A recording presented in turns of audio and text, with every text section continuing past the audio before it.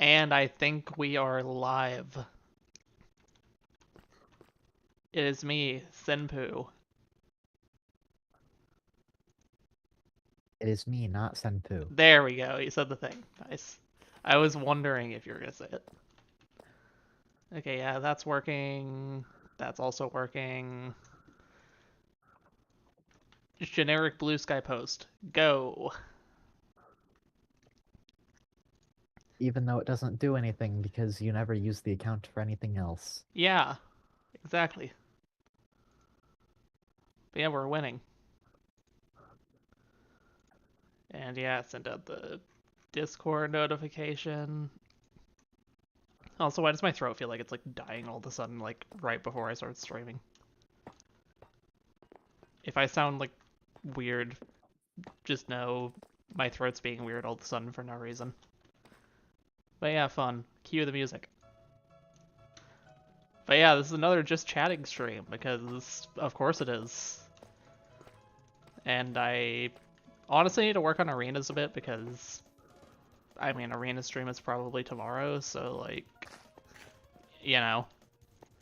Well, technically, if you're really doing stuff in Minecraft, it should be tagged I mean, as a I'm Minecraft not actually stream. like testing stuff on stream. I'm literally typing into a text box that people can't see, and Oh, okay. yeah, I'm not like loading it onto the server while I do this just because like I mean, the only reason I would do that is like later on, but even then I probably won't. So, yeah, it's a just chatting stream while I develop arenas, I guess. So, hopefully that's like loosely enjoyable. Also, Astra's here. Hi, Astra. I am here. Yeah, so you guys get more entertainment than usual. And by you guys, I mean whoever's here. Oh, Yokai's here. Give good luck. Nice. Yokai in the chat. Shut up, Astra. Yokai in the chat. Also, Yokai, if you're interested in joining call, feel free to let us know and we can drag you into the stream call. But yeah, we're chilling. But yeah. Anyway, it's arena-ing time. Actually, can I...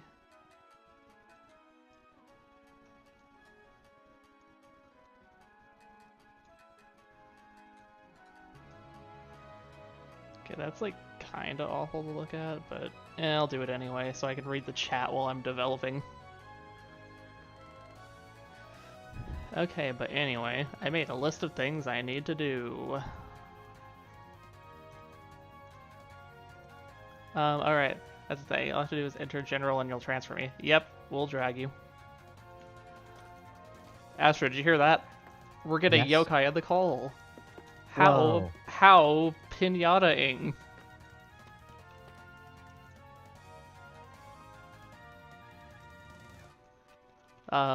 Yeah, that's the thing with these just chatting streams is I make unfunny jokes because, I mean, that's all there is. There's no, like, gameplay. Ignore the Minecraft background footage just for the sake of making something, like, slightly entertaining.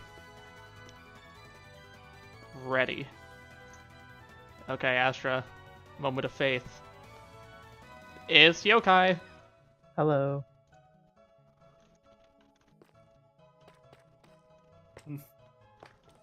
Hello again. I am Hello. back for another round of talking, I guess. Yeah, holy shit, stream. Look, it's Yokai. Or, listen, it's Yokai. You can't see anything, but everyone shut up. Yokai's in the call.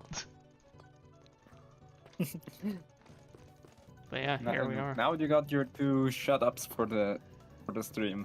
Yeah, I Out could of make the it way. 3. Hey, blue sky people who aren't on the stream, shut up. Yokai's here. Blue sky people. Yeah, I did the blue sky post, and it doesn't work. Actually, I do get, like, I do sometimes get people liking those posts. Just that, like, I I'm think not- that's mostly I don't me. current.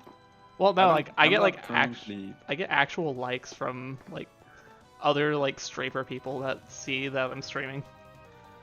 Huh. It's just, like, I don't really like engage back because I don't really use Blue Sky that much. But hey, it's kind of cool. I'm not currently on Blue Sky, but it would be hilarious if I did, and then one day I replied to something from you there, and you would be like, Holy shit. like, guys, shut up, Yokai on Blue Sky. That would be epic. Ah, But yeah, I okay. actually have What do I need to do? I actually have fresh news, Senpoo. Oh, is it like Splatoon? Because you said fresh. I'm kidding. I don't think you've played Splatoon. No, but I do not. I do not have the means for that. No. Yeah, but what's no, the fresh news? No Switch, no Wii U, no nothing. Anyways, no, the news is that I completed Shantae 1. Hell yeah. Literally like an hour ago. Nice. I actually got like just about everything. I got like all the optional stuff. So I got all the. I don't know how familiar you are with this game. Like barely at all. Yeah. So okay. So you know how there are these baby squids. No. I don't. Okay. So okay. Quick rundown. There are 4.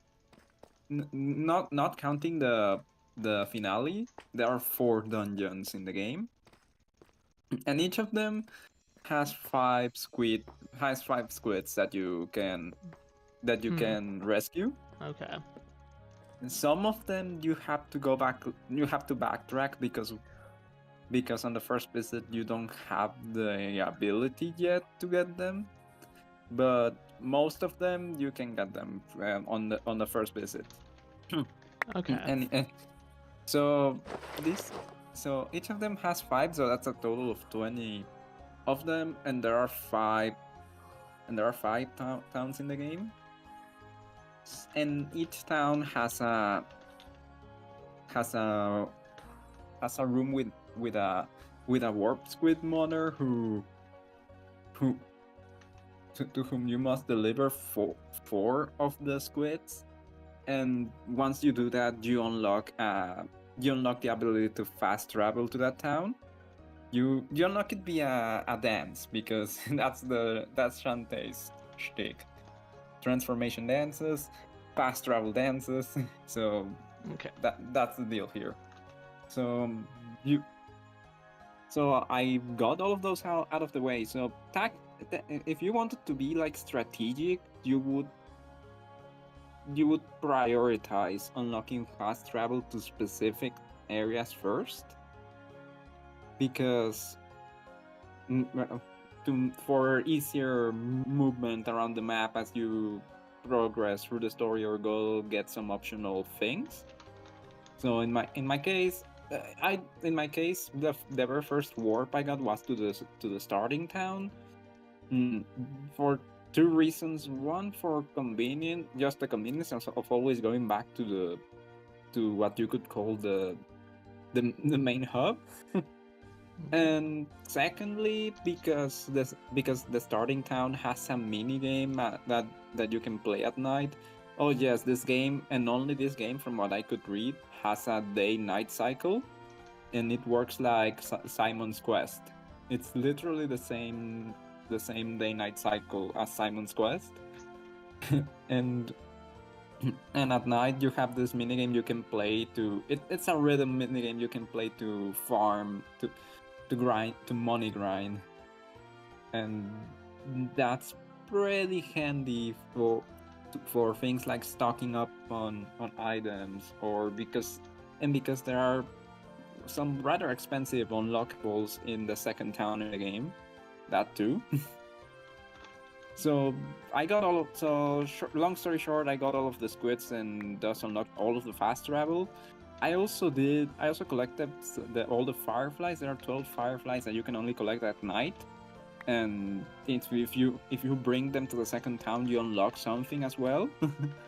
And then all of the transformations in the game have an upgrade you can collect later, and basically, Shantae by default can only attack in her default humanoid form, and cannot attack while transformed into the other creatures. Okay. The only exception is the elephant, whose whole ability is a is a charging is a charging attack, a tackle. But as you get these hidden power ups, I found them by complete accident. By the way, for some things I resorted to guides only after I couldn't figure them out on my own. But those upgrades, I found them by accident before, without knowing they existed in the first place. It was like I had just gotten the harpy, the last transformation that just lets you fly, and then I used it to just escape an entire area of the map that was annoying, and it turned out that high up there was the upgrade for the spider transformation. That's how I found out. The transformations for essentially allow you to attack while transformed. Okay. The transformation, the upgrades let you do that. The upgrades let you attack while transformed, but with the elephant, because the elephant can already attack, what you get is a ground pound move. That instead, that's it.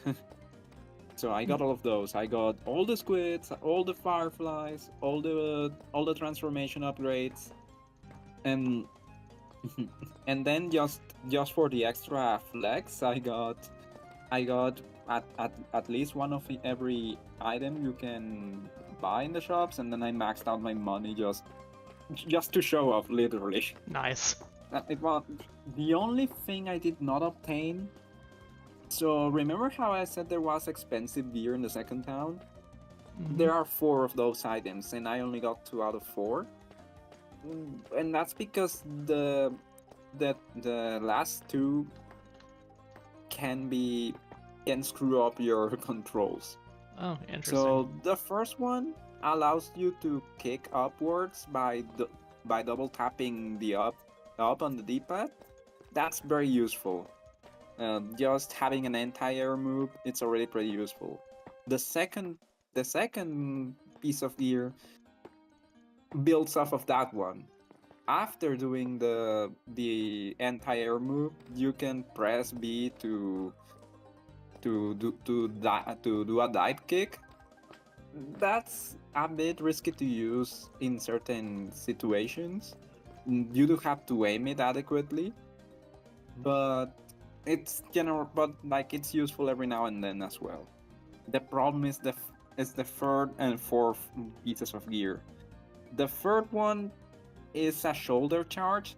You hold B and you wait a bit, and yeah, it charges a tackle move. The problem is that the problem is that B is not only the attack button, it's also the run button. And if you get that piece of gear, what happens is, if you hold by that point in the game, you probably already learned to just hold B all the time while you're traversing the map. The thing is, if you hold B and are not and don't immediately start moving, you're going to lock yourself into the charge move, and you cannot cancel it once you're in that situation. And if you happen to get stuck like that while having like spikes or pits to your sides, you're dead basically. Okay.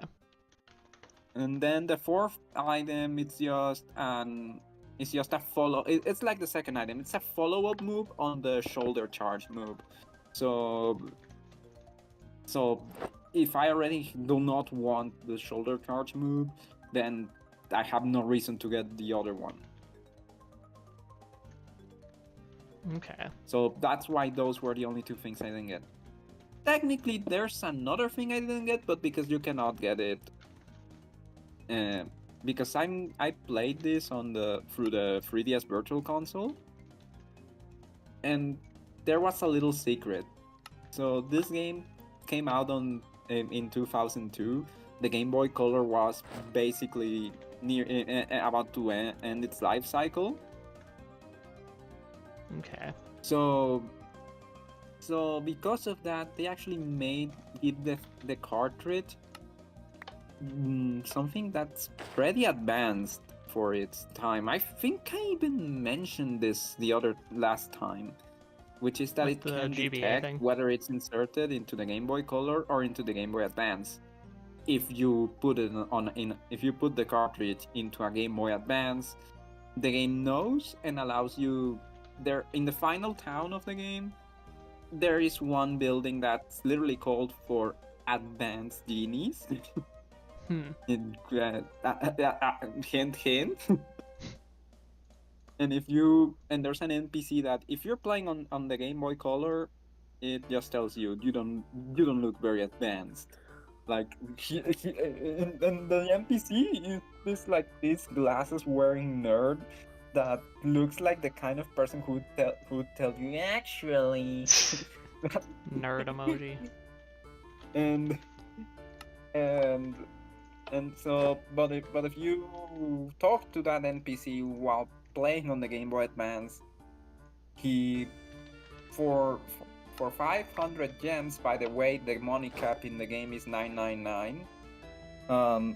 For 500 gems, you can unlock a special optional transformation that basically combines. It's just a thing for convenience. It combines abilities from every other transformation except Harpy, and its entire point is by doing that, it's less hassle changing forms because you have it all in one. And that's literally all you get out of that. So and it already comes with an attack of its own. You don't need to upgrade it. There is no upgrade for it. But like it's not groundbreaking. You can completely ignore that. And on Virtual Console, the game is stuck thinking it's on Game Boy Color. Oh wait, hold on. So you cannot get that. Ballast Redeem's Wabot colored background, so let's see if I can figure out how to do that.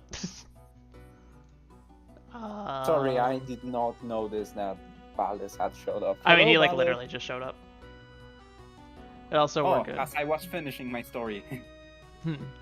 Okay, Nice. so Wabaka's like, it'd be like red, right? Or like kind of like a lighter red. Do you want me to like go grab an image of the HUD and send it to you? I mean, I could just like do that myself, honestly. Let's just look up the game name and it'll probably, yeah, here I found a screenshot. Yeah, okay, so let's see. It'll be something like, so I make it like red, and then I make it like really saturated, kind of. Actually, that's kind of perfect, actually. Is that good? Is that what bot colored? I'm sorry if let me see because my stream has delay. Let me reload. Does it look like that? Let me see.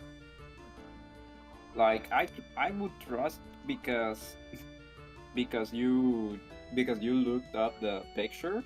Yeah, I pulled up a picture and it looks pretty similar, I feel like. I'm trying to find an image myself. The problem is that when I look up Wabak, I get images of the title screen, of everything except the actual gameplay.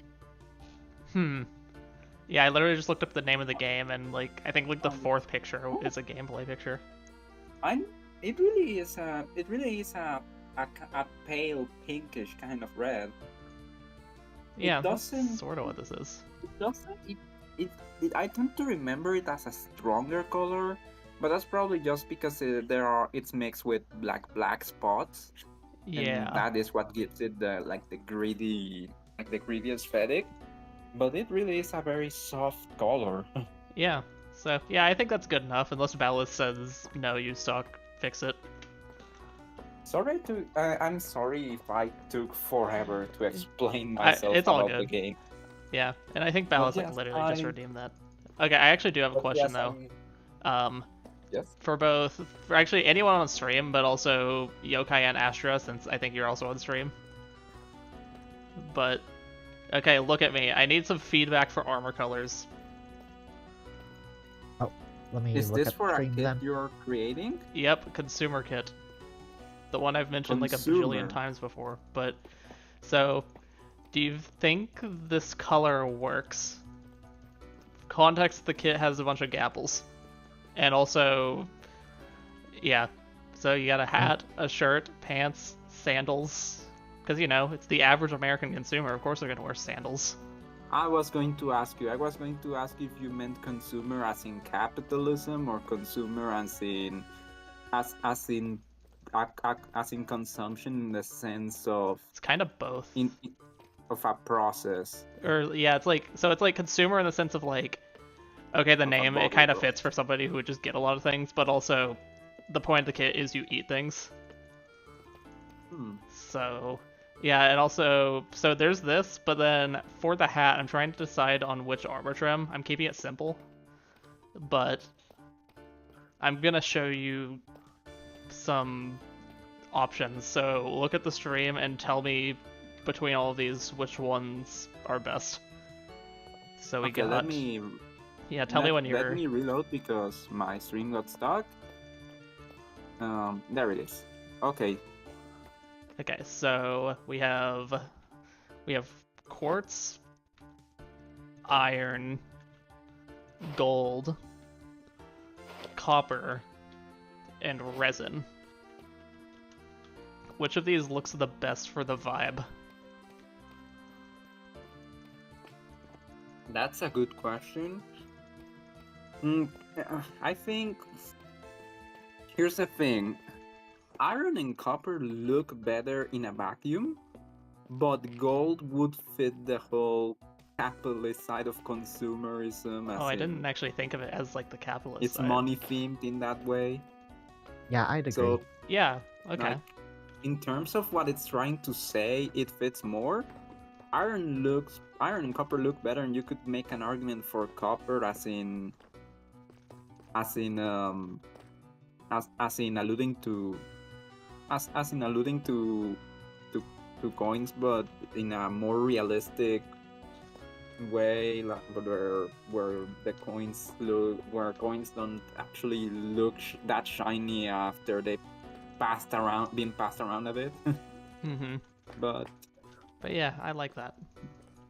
I like the thought that goes into it. The little reference to capitalism. I mean, that's the type of thing that I feel like I do a lot in arenas, is just like sometimes there'll be just very subtle references with like certain things. Like, oh, here's a bit of lore. So you all know Sentry Kit, right?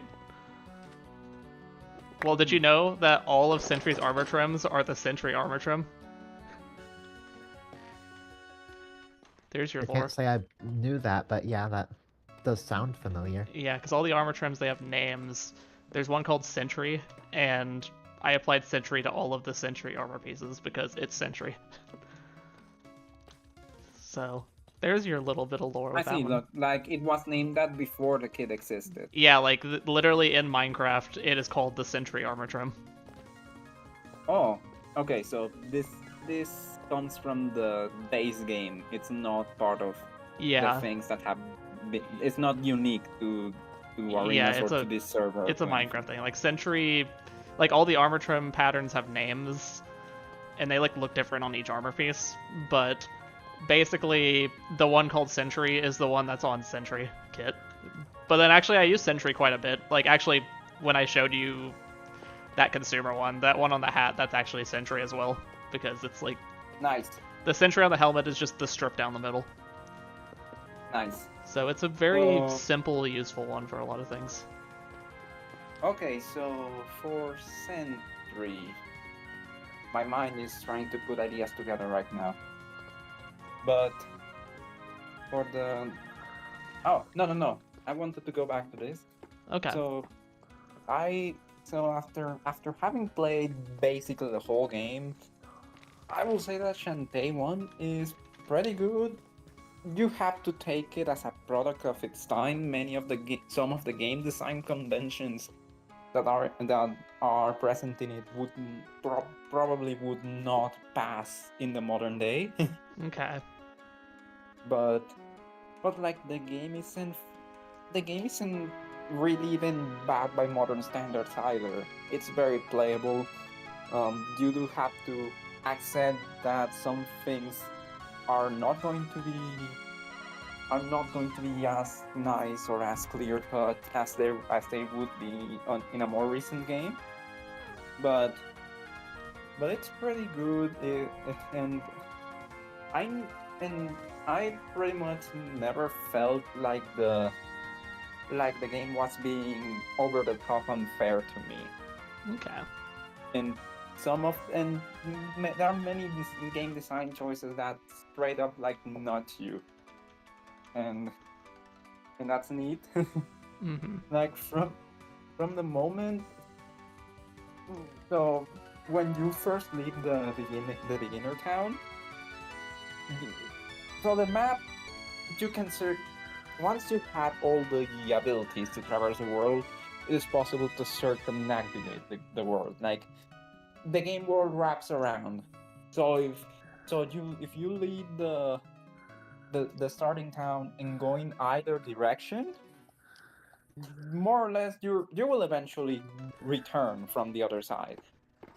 And there are a few intricacies in some areas of the map, but that's the general gist.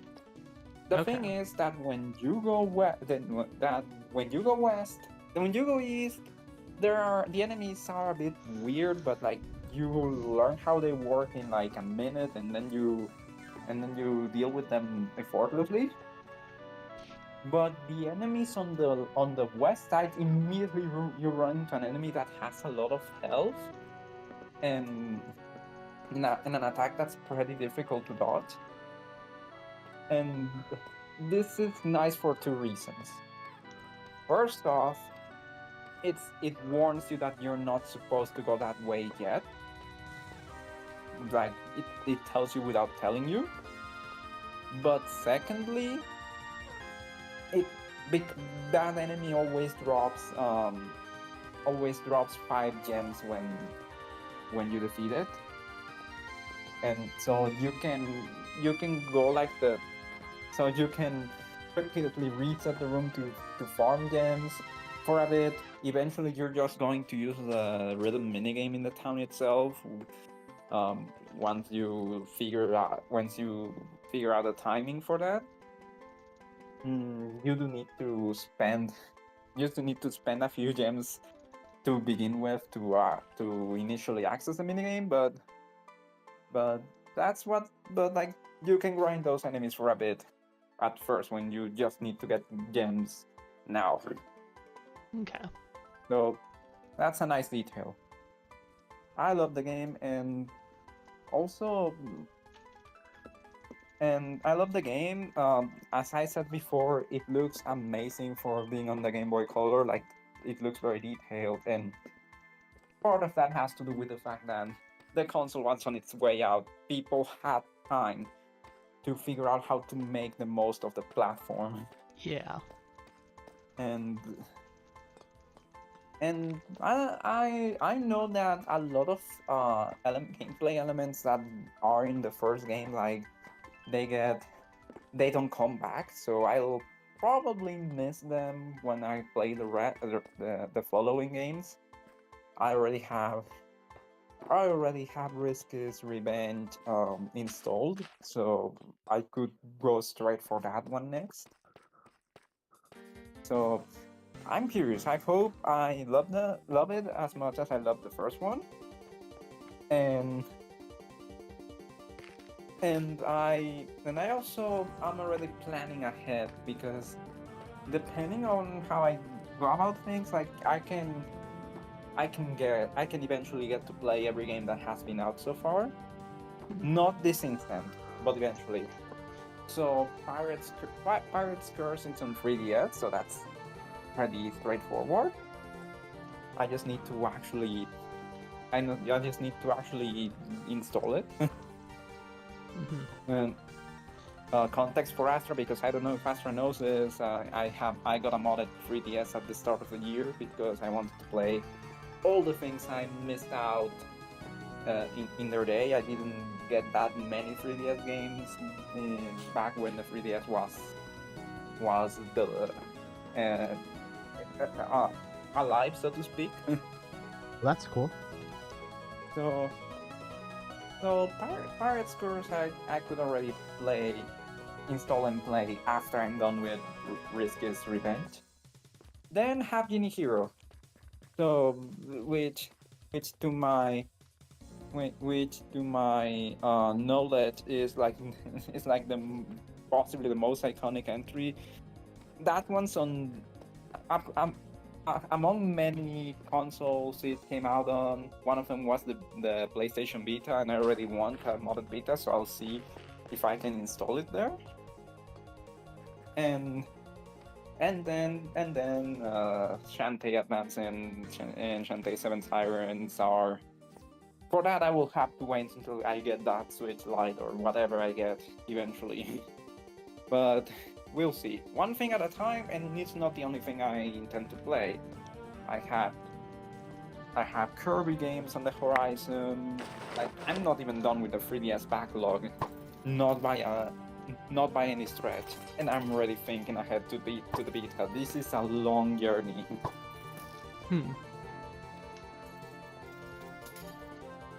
Interesting. Also, that just like randomly reminds me. Actually, this is like slightly unrelated, but I guess like I thought of it because like 3DS. But Astra, one of these days we do need to do that Smash stream. Oh yeah, we do. I just kind of thought about that because Smash is on the 3DS. Yes, I actually one of those games that I did have on the 3DS back in the day was in fact Smash. Yeah, Smash 3DS is pretty good. Yes, it's. I mean, like it really is like I will say like Ultimate like polishes everything about Smash 4 and makes it better, but also Smash Run exists on the 3DS, and Smash Run is Smash Run, so you know. Yes, that's what people often tend to say, that the Wii U version would be superior in every way were it not for the fact that in every way except the obvious part about taking it on the go on 3DS. Yeah. But like, it would be superior in every way were it not for the existence of Smash Run. That's what people tend to say. Yeah. And I will say also, like, yeah, the on-the-go thing is definitely a factor as well. Because, I mean, I remember back when I was in middle school, I would bring my 3DS to school and play Smash during lunchtime with friends. It was fun. Like, we would just, like, pull out our 3DSs and play Smash during lunch. Yes, I know that Smash 4 in general tends to get, like, to catch flack from dedicated Smash Yeah, fans. Smash 4 isn't bad at all. The only reason people talk shit about it nowadays is just because Ultimate just improved it in most ways. Yeah, so I mean, there's like not as much of a reason to go back to it. I mean, there are like a couple things that are exclusive to it, but usually people playing Smash are playing for the Smash. So like, gameplay-wise, it just improves upon, or Ultimate just improves upon Smash 4 in a lot of ways. Like, it just feels a bit smoother and like just builds upon what already exists pretty well. Yeah. So yes. How I tend to view that is that even if you could make the argument that it really is the weakest entry in the series, that only proves how good the series in general is. Yeah. Kind of like, and I mean, it probably isn't even my least favorite in the series.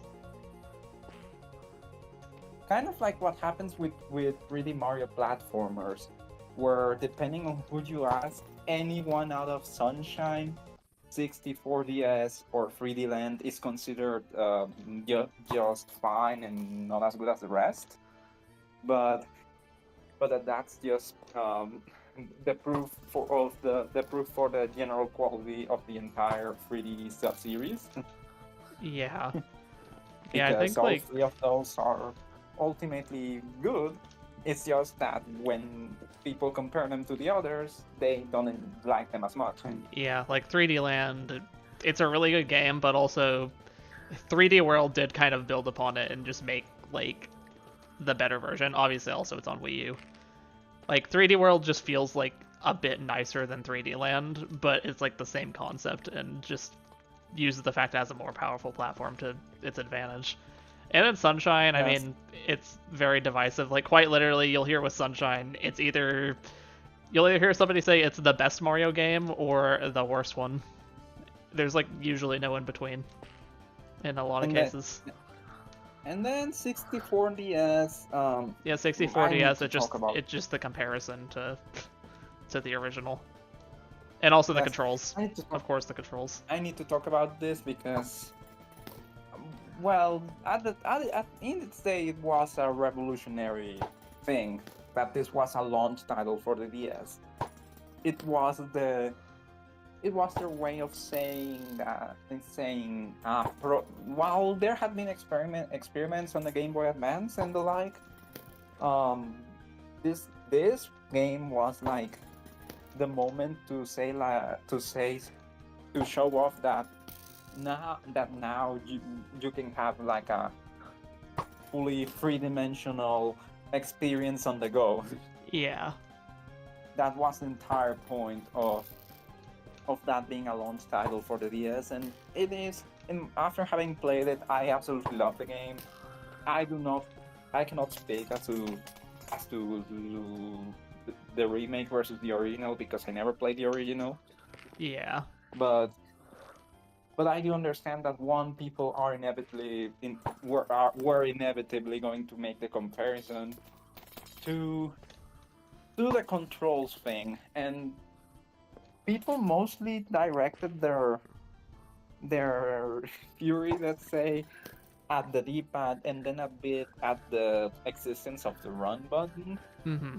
But in my opinion, it was not too bad. Like, at least from my experience, the game still controlled nicely. I just needed to spend the first few minutes of gameplay actually getting used to using the D-pad. Yeah. But after that,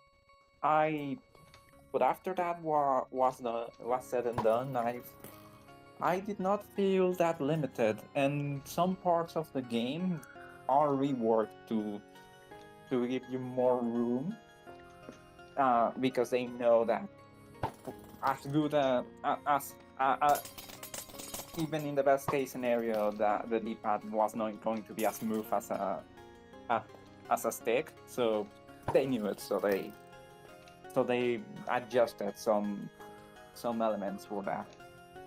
So it was a fine job. And having played 3D Land and 64 DS, I would not know which one to crown as the superior portable 3D Mario. Mm-hmm. Yeah. Astra, have you played any of these games? I've Oh, played I played a new Super Mario game, one of the 2D ones on the 3DS, but that's So, it. New Super Mario Bros. 2, I'm guessing? Yes. Okay. I played that too. So I was going to specify, by the way, that for both 3D Land and 64 DS, I got 100% completion. Hell yeah. So Same here. So I'm supposed to be the perfect example of someone with everything on hand to be able to pass a fair judgment as to which one's better, and then I cannot pass that judgment. I'm unable.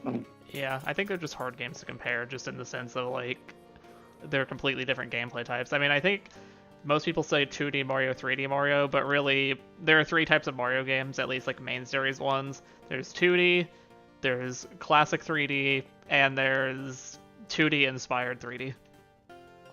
Yeah, you could. Yes, which that last category is basically 3D Land and 3D World. I mean, it and- is literally just those, but also, I think they're just so different And that, you- like, they're they're not like they're not really like comparable in the same way that like Mario 64 and Mario Sunshine are, for example, because I mean Yes. they're just like their own thing. Yes, you could call them hybrid games. Yeah, they're hybrids.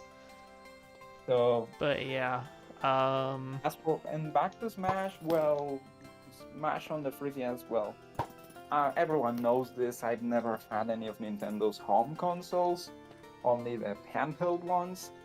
So and I stopped at the 3DS because I could never get a Switch. So it's the only Smash game I played. Well, sort of. I've been invited by people who own Switches to play Ultimate, so I played matches of that every now and then. But like actually playing it on my own, by my own means, with full freedom to do whatever on it, only the 3DS one. I loved it. Yeah, Ultimate is a fun game. I think genuinely like my only like real complaint with Ultimate, which I mean, like you could obviously say like, oh yeah, I could use like a better story mode or whatever, which I mean that could always be good. But my only like actual complaint is just the unlockables are just too uninteresting, I guess. Because like unlocking all the characters in every Smash game, it's always kind of cool how like there are like unique ways of unlocking every character, which like Ultimate has so many characters, you have to unlock all of them. I think it would be really fun if like it were just like a quest to unlock the characters. Like obviously a lot of people hate that, but like also a lot of people are stupid and I hate them, so like I don't care. I like unlockables because I don't know, it gives you a sense of like achievement of like, oh hey, I just did this thing. Well, Ultimate is just like, oh hey, played the game for a few minutes, here's just a random character. I mean it's not random, but like I kind of like just like going out of your way to like go through the process of unlocking the characters, just because it's just fun. And also every other Smash game does it a lot better. I get you, like playing for so many minutes could work if it's only like 3 characters or so that are unlocked that way. But if, from what I understanding, what you're saying is that you could unlock like just about everyone by doing that. Yeah, I mean it's literally just like yes, play it's the not game a very bit interesting. and you'll unlock all the characters. Or you can play World of Light, you encounter them and you unlock them there. But like other Smash games would have things like, oh, to unlock this character, you have to like beat classic mode with this character on this difficulty or higher or something. Yes, or So it'd be like tied to like a yes, or- specific or like even thing. It something isn't as just like basic as- some are simple, in- some are harder. In Brawl, wasn't the way it even worked is that you would just win or complete so many fights. Brawl what?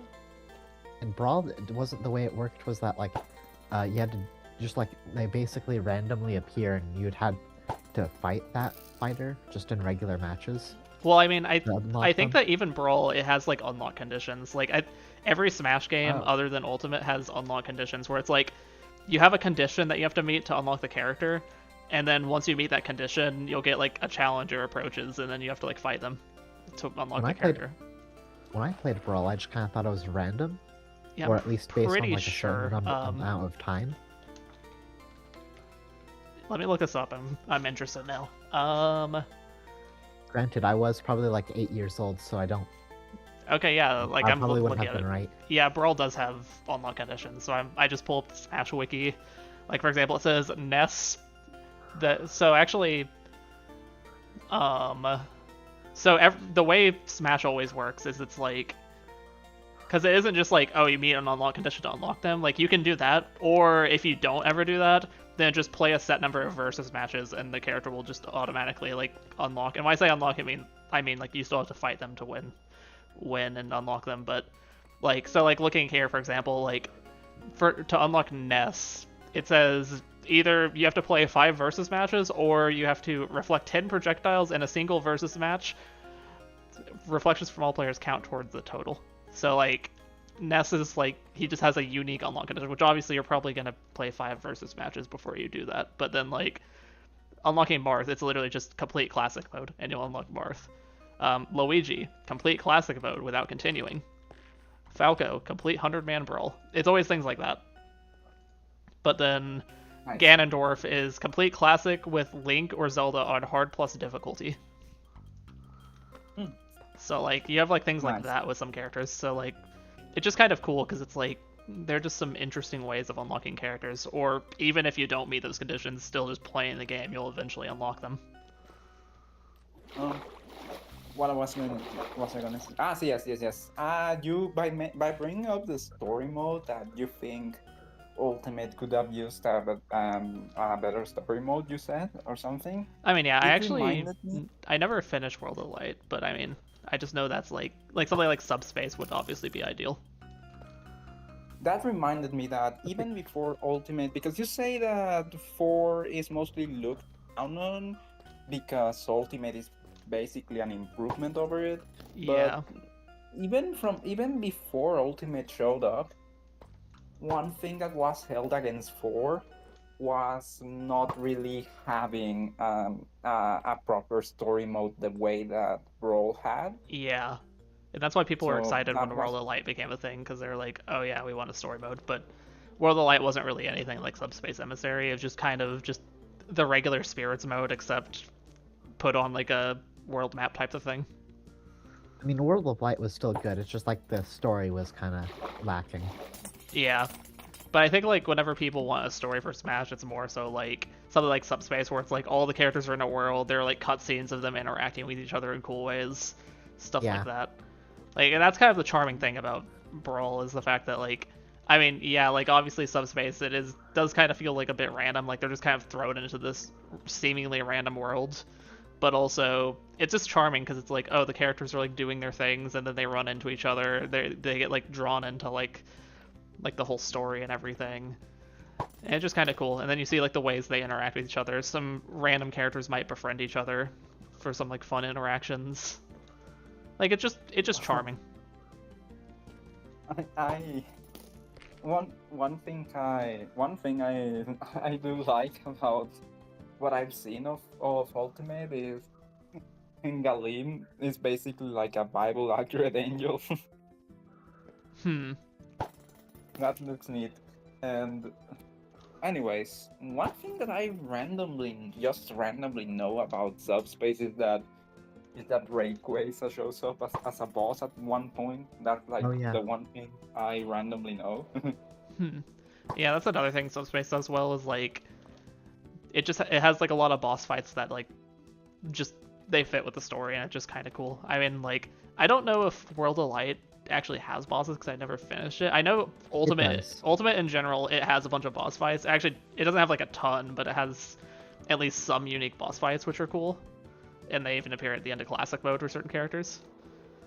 But I mean, like Subspace, like oh, like these characters will be doing a thing, and then suddenly like, oh hey, it's freaking Ridley. I don't know.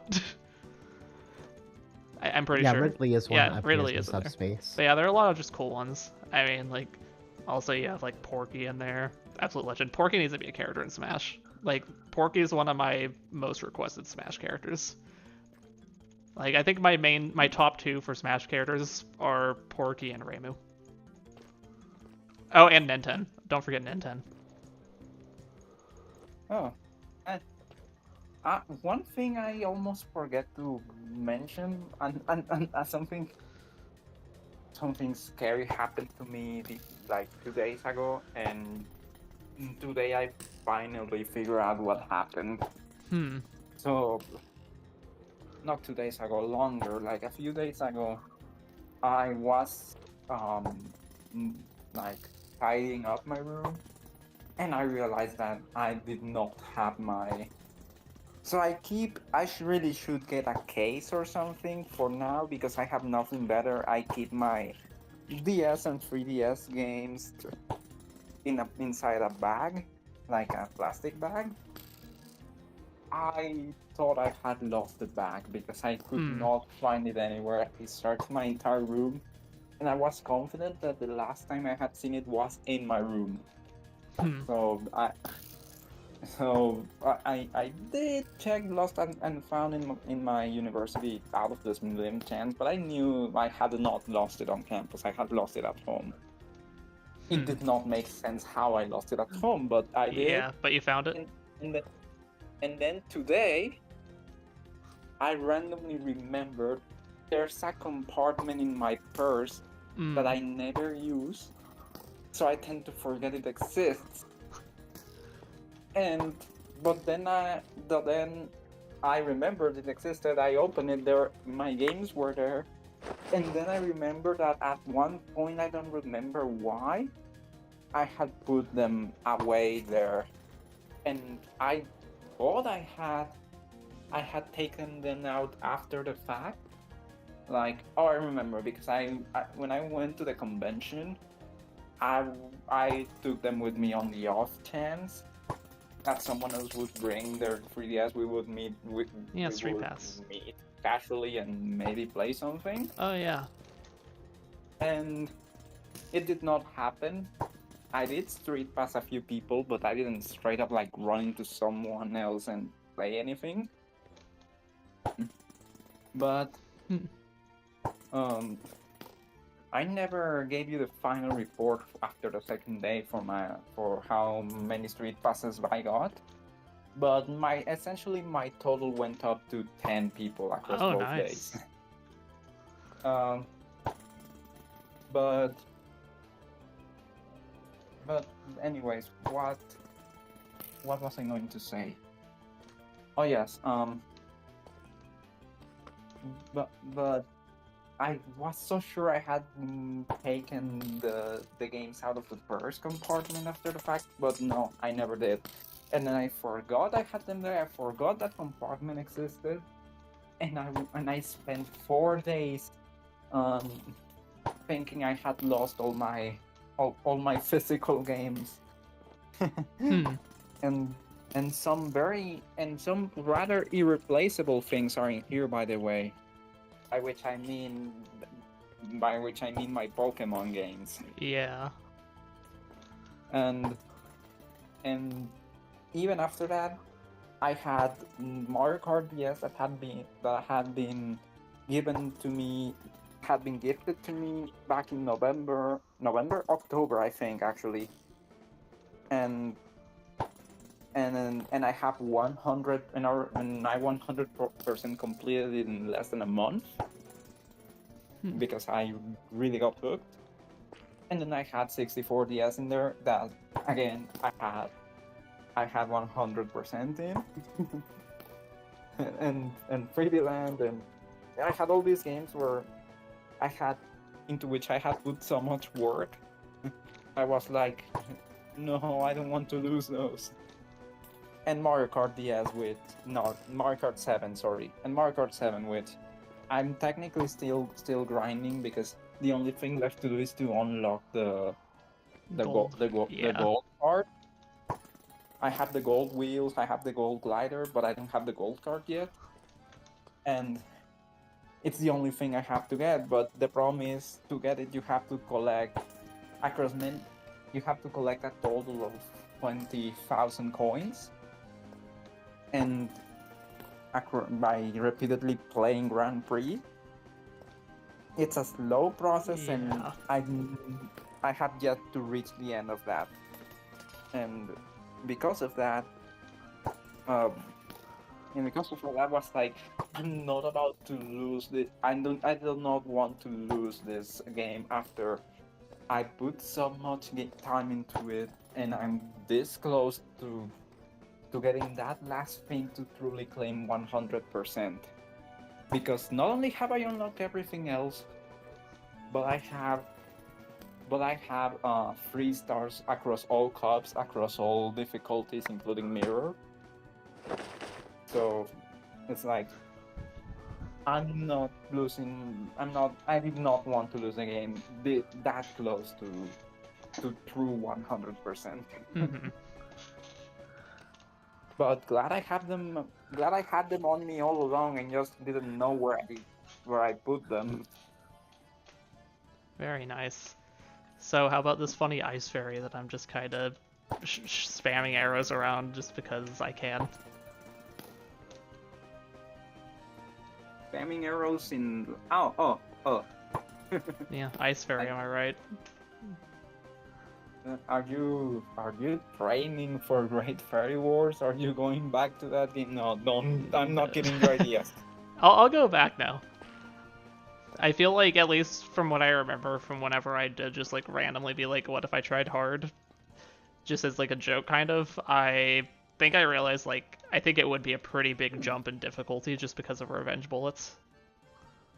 In any case, if you want to revisit that game, I guess it Yeah, could it'll be a make for while. a Grace in the Life episode. It would have to be a shorter one, so if there's something you want to talk about in Grace in the Life that you know won't take you that long to discuss, you could Yeah. you could grab that game. Another option would be if you really don't have anything short to say, the other option would be to just either just play the game twice, I guess, Yeah. or to play it and then make a have a go at the extra if you if if you think you could um, make some headway there, but there are ways to put that game in the show. Yeah. We Fairy already Wars is a have fun game. I like that game a lot. I remember whenever I was playing it, it was my junior year of undergrad. Like very beginning of my junior year, I was dealing with like a really hard class, physical chemistry, because like everyone loves physical chemistry, am I right? But I was taking that class, and every day before class, I would just sit there waiting for class, and I would do like a single Fairy Wars run. And eventually, by doing that, I got all the 1CCs. But that was just a good memory. It was just every day I would do like a single run of Fairy Wars, and I enjoyed every moment of it.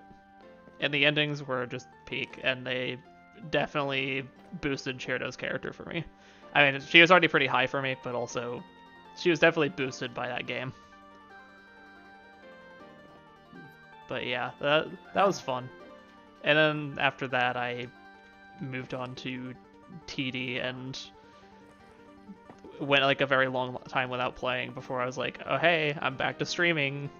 Actually, I think while I was playing TD, I even like stopped partway through and like I think I like streamed Mystic Square, and then I streamed Story of Eastern Wonderland, and then I came back to TD, and then I think after that is whenever I just like randomly went back to all the other PC98 games. It was wacky.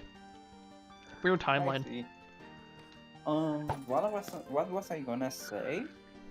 The only two games that I did not lose that I did not think I had lost with the whole plastic bag incident.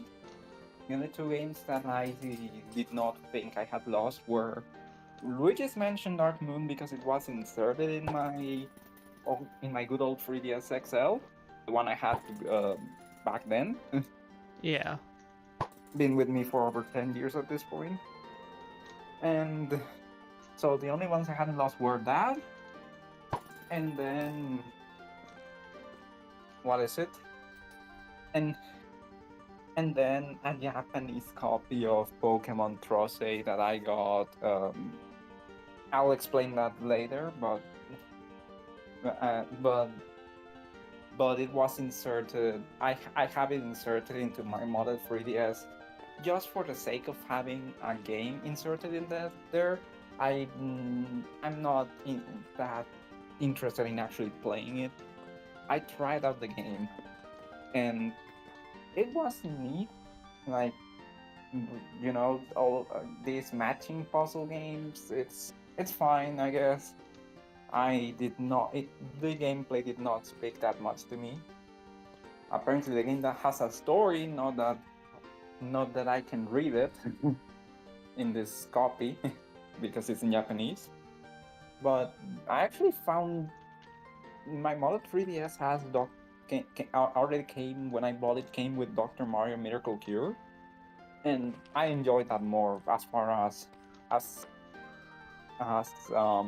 style matching puzzle games go. Let's say. So. Actually, So if I really want to play a puzzle game, I would just pull up that one instead.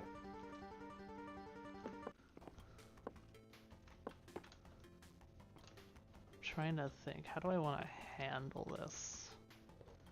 I'm talking about like Anyways, arenas dev stuff. Because so I have consumer. to do some slight reworking with the copy system a little bit because of the new kit. I see. I remember you were talking earlier about. You had told us already that you were looking into adding a new kit, like Yeah. from something that someone had suggested to you at some point Yeah, already. that's consumer. So this is the one. Yeah, it was a Ballas idea. Nice.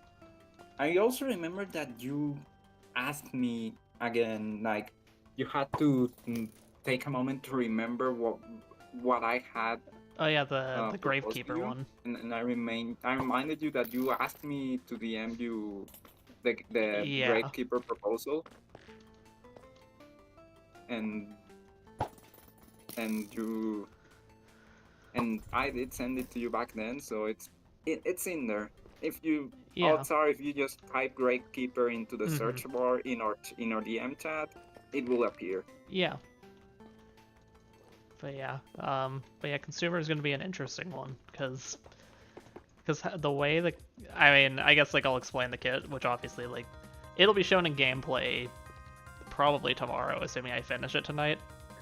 But basically the idea is you have multiple types of gapples at once, as opposed to only having one.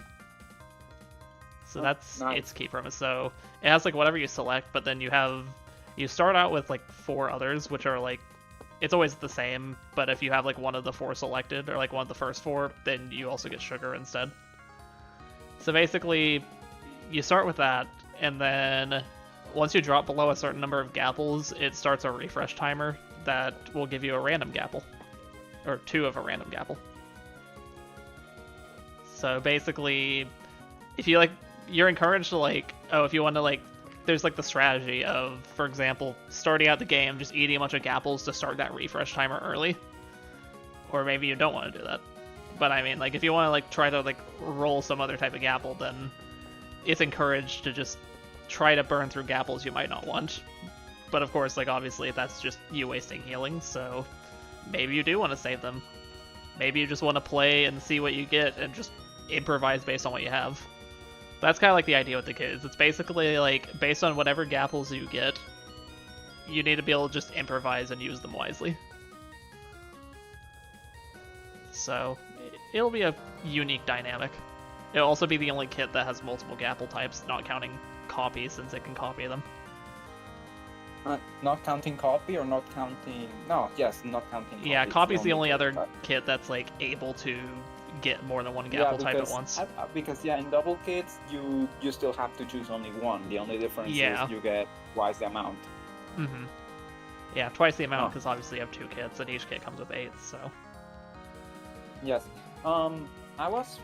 It's interesting because, in a way, I see it as comparable in its gimmick to Toad, because Toad's gimmick is having multiple boots. And here the gimmick is you have multiple gapples.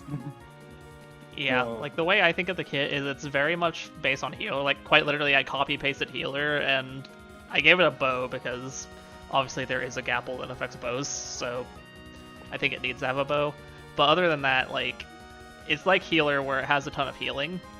It's also the only kit that has healing in a refresh, because that's like a rule I have is I'll never make a refresh item, or I'll never like have a healing item have a refresh. But this is like the exception because it's like for the kit. But of course, like the idea is like everything about the kit is generally bad, but the fact that you have multiple gapple types, you can use them wisely to become really powerful. But then also like in terms of like balancing, like yeah, you have a lot of healing, but also it's a bit harder to use than healers since gapples actually take time to eat. But also in exchange for that, you get additional buffs with the gapples, such as like carrots giving speed, for example, or iron existing. Healer is on paper easier to use in that you just have to throw the potions, but it does have the added issue that you could also end up healing someone else. Yeah. Yeah, then consumer doesn't have that issue, but also you can't just instantly throw down the healing. You have to take the time to eat it. But you do. I mean, one of the apples is berries, so I mean, you can do that fast still. I know it's still it's still somewhat balanced to be functional in let's say in free for alls or 1v1s. But I do look at healer and think that it probably works best in team battles. I mean, the because kit was then- originally made to be a kit only used in teams. But then whenever like the V2 update, as I call it now, came around, that's when I decided I should try to make it to where it can stand on its own. So I basically rebalanced it, Yeah. and now it's like at the time it was actually kind of overpowered, which I think I I nerfed see, it probably at so- some point. So it used to be only available in teams. Okay. Yeah, And I mean, then- you could okay. use it in a 1v1, but it was objectively worse than every other kit because it was meant purely to be healing based and not as much fighting based. So like it just I'm had guessing- healing, and I think the power potion also existed as well. Or maybe it didn't. I'm pretty sure the power potion existed. But then also just I'm everything guessing sucked. I'm guessing the randomizer did not exist yet. Yeah, if it didn't. it You, existed- like I mean, back then, whenever we decided to do random kits, I just pulled up random.org and generated a random number. I see. Either that, or you just kept a list of every kid ever, and copy pasted it into random whenever you.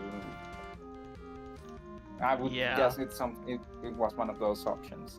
Yeah, but also we have like nearly twice as many kits as we did back then now. So I mean, back That's then a we good didn't thing we to didn't actually have have the as many randomizer. kits. I mean, if And- I Especially since look at this, like before the V2 update, the last kit was COVID. So Nice. it went up this far. But then since then we've added this many kits, as you can see. Flyer all the way up to what's the newest kit? Totemus. But yeah, like we've I added see. a lot of kits.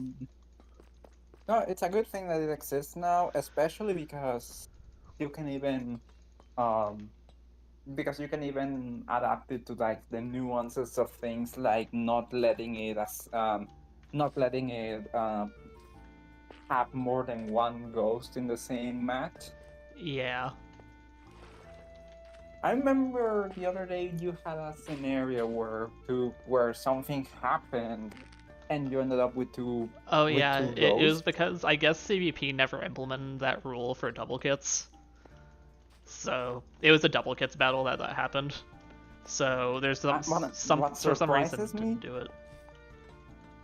What surprises me is that in all this time it had not happened before. Like Yeah, it is kind of Like, interesting. I guess like you've been playing the odds double need to kits for a long be time, and you never did this before. yeah. It is kind of interesting though. But I mean, it happened, I guess. So that was kind of funny. I still remember. And I think this happened in I think it was in arenas without Senpoo, because it was like, I think it happened like whenever I wasn't there. But I think from the randomizer they actually got same kits battle PvP only on season 1. hello. So that's kind of funny. And That also actually wait, another thing that happened is so you remember like a few streams ago when you said we do Archer only? Wait, what again? You remember how like a few streams ago you had us do Archer only? Yes. Yeah, on White Arena. A few battles later, Yes. we got randomizer Archer only on White Arena, No. which was insane. Which, like, just the odds of that happening is crazy.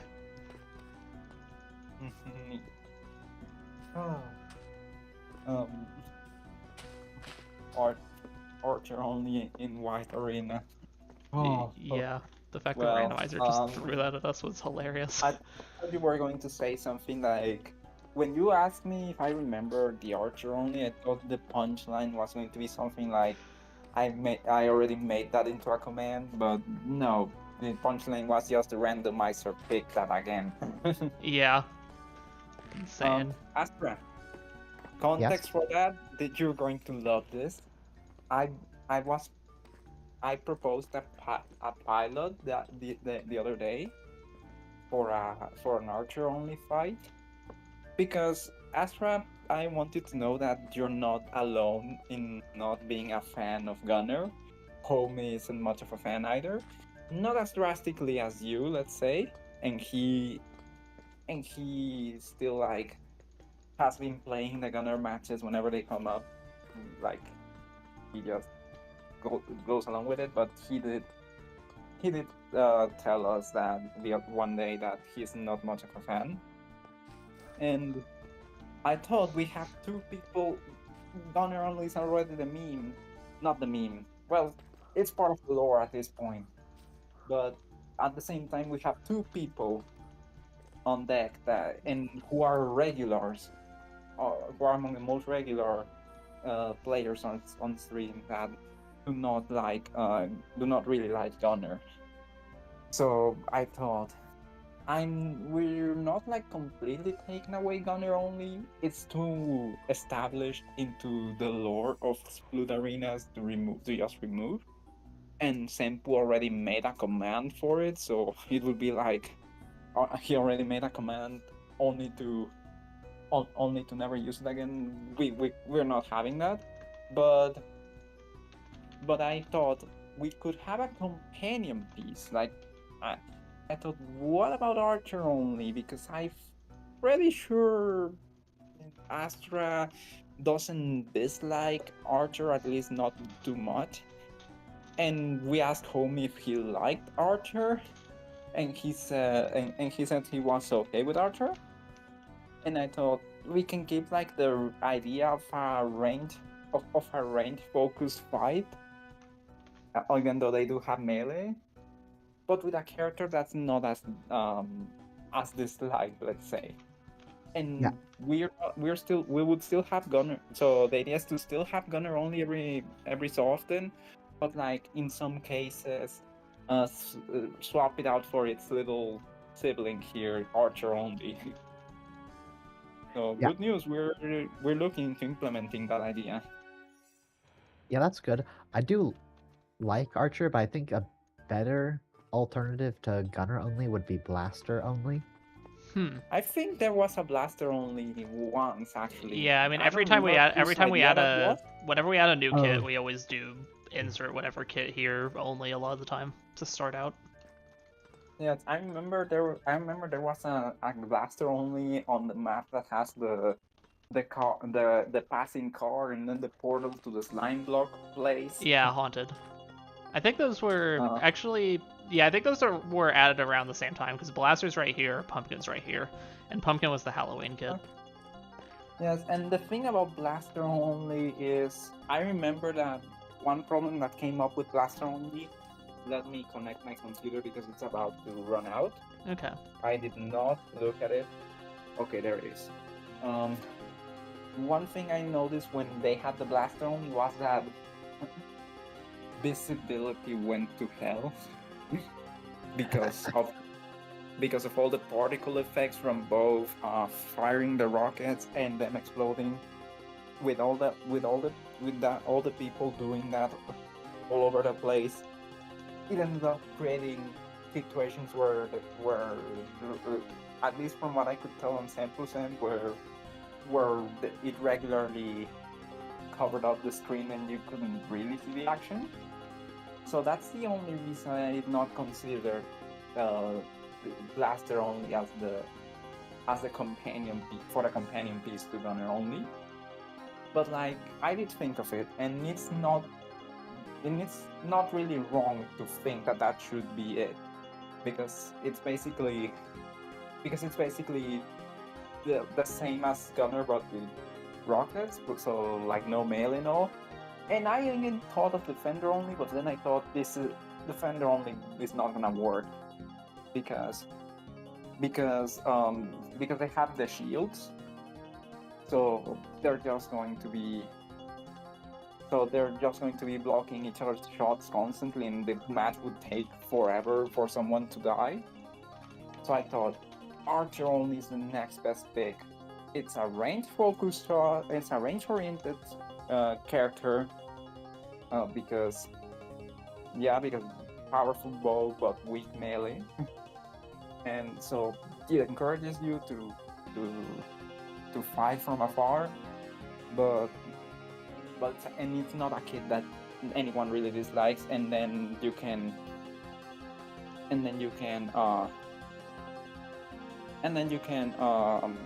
what is it? Well, and then you can actually see the action. That was my reasoning, but sorry I take too long to say these things, Astra, but I did think of it, but that's it. That was why I ultimately did not go that route. Yeah, that makes sense. I think the particles would be especially bad on stream with like the bitrate. I did not consider that. Yeah, maybe honestly, I it- didn't either. But I mean, like, I don't care. It's for the fun. Who cares? Make the viewer experience horrible in exchange for making the viewer experience incredible for the funny moment. Or something, I don't know. Also, that was easy to add a consumer copy functionality. I mean, I haven't tested it, but I mean, I know it works. I mean, maybe I don't know it works. It's not gonna work, is it? but that was easy. All I had to do was just run a function with, or whatever, for like, oh, if you're a consumer. I'm glad I made a foundational system for copying kit-specific gimmicks. It's nice.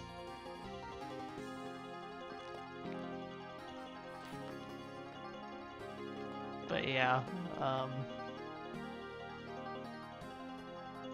yeah. You know one that we did do one time? We did a Spectrum only one time. That was pretty fun. I don't remember that. Yeah, you were there. I know you were there, but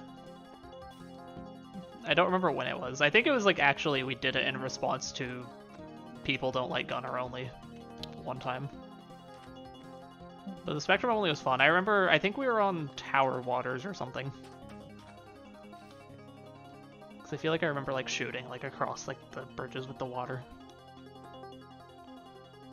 But yeah, that was pretty fun. Okay, yeah, I can close the kit refresh. I'd have the consumer copy mechanic. But I also thought of sniper only briefly, but I said no. Sniper only is kind of fun, but I mean, it like Archer only is a bit more like, I guess, balanced sort of. And dynamic, because the thing about sniper only is everyone only has a few arrows. Yeah, but you can So pick if up the each idea is other's to arrows watch- if you miss. And so if the idea is to watch people shoot at each other, it's not going to work as well as Archer. Yeah, Archer also has 128 arrows compared to Sniper having 8, so yeah. Because Archer's one of the 128 arrow kits. In a way, I don't mind too much the fact that Archer does have melee, even if it's not very good. Yeah. Like the focus is on shooting, but then it can be even more like playing an actual shooter game, in the sense that you typically have like the knife or whatever melee the game has for when you end up close with someone. So it could be like that. And we could have the occasional melee, and it's not like there hasn't been melee combat in Gunner only already. Like when we've had fist fights in those matches, and Senpoo has outright exploited it by running iron or soup sometimes. Yeah, actually, I think I'm less likely to. I notice a lot of people do like doing like iron during Gunner only, but I usually am like, it usually isn't worth it. But I mean, a lot of people do that, and I mean, I guess it kind of works. But yes, I hope, after I hope I can I hope we can have you on deck again sometime, and I hope I can be there, just so we can test out how you like playing an archer only. Okay. I'll probably be on late tomorrow. Cool. Okay, I'll try to be there then. Yeah. I mean, you have a streak to maintain. Of course you'll be there. Hopefully. Be there. It really is. It really is as the saying goes: be there or be square. I mean, it's Minecraft, so it's square, yeah. I did not think about that. Also, I'm actually one stream away from reaching our asterisk reward, so I have to be there. What's the streak reward at? Yes, because my current streak is 54, and I get Wait, there's a 55. and I get points at 55. So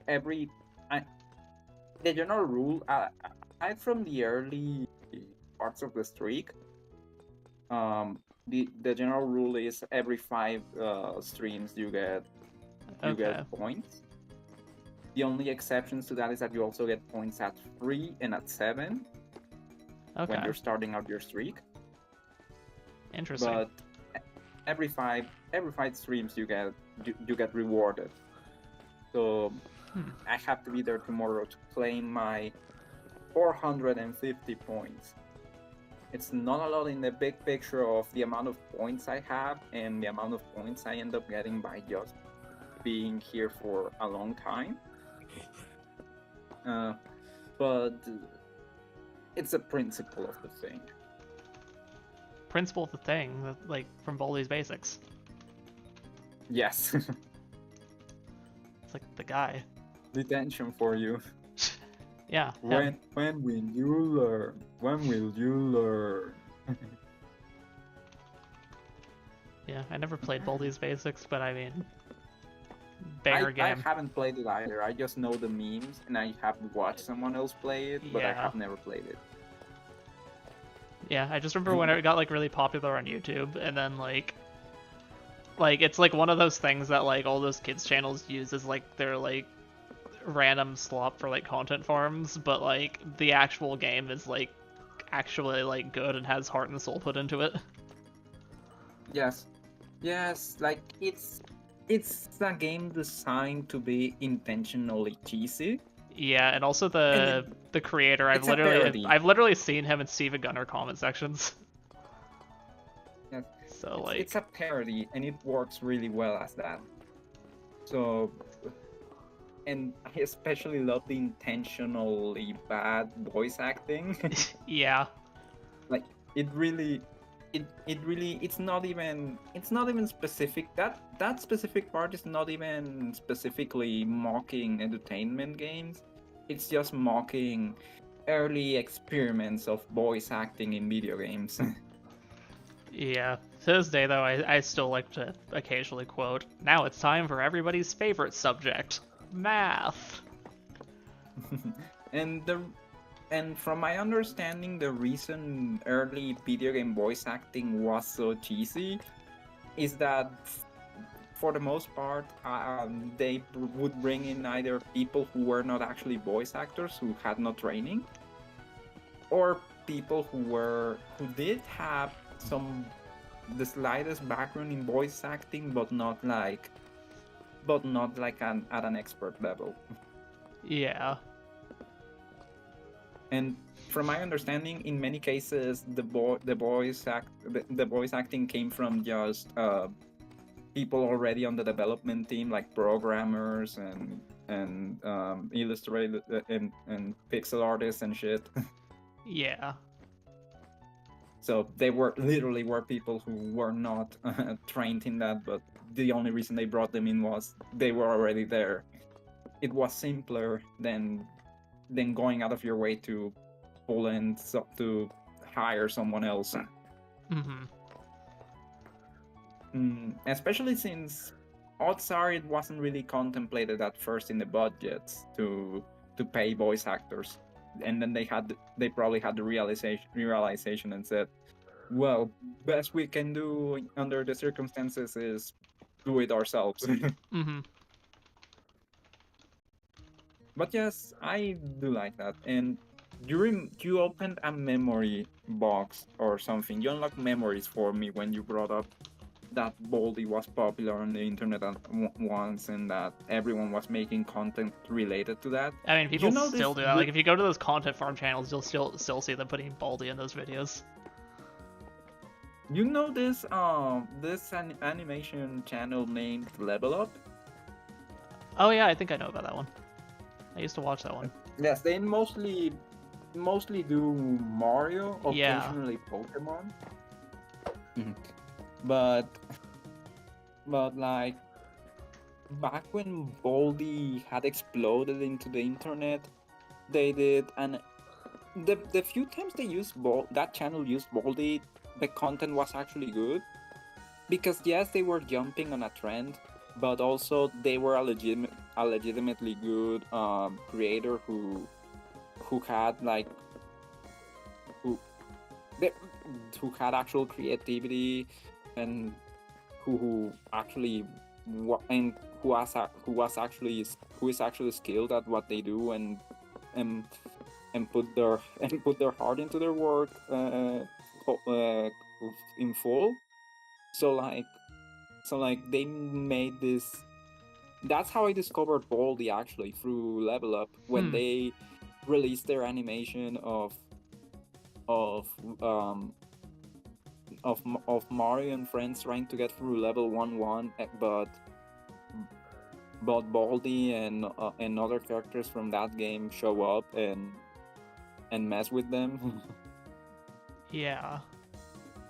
and then Where is And this? then he kept using Baldi for like he uh, for like uh also a Sonic animation and I don't remember, and a Donkey Kong animation. Like Baldi and the other characters trying to clear Donkey Kong the arcade game.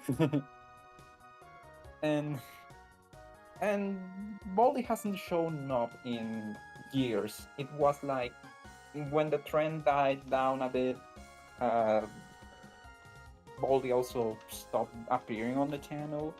But one thing that was kept from those days is this channel also has a recurring theme of Luigi being overpowered, of it evolving to from just not doing anything, it evolved into having God mode superpowers.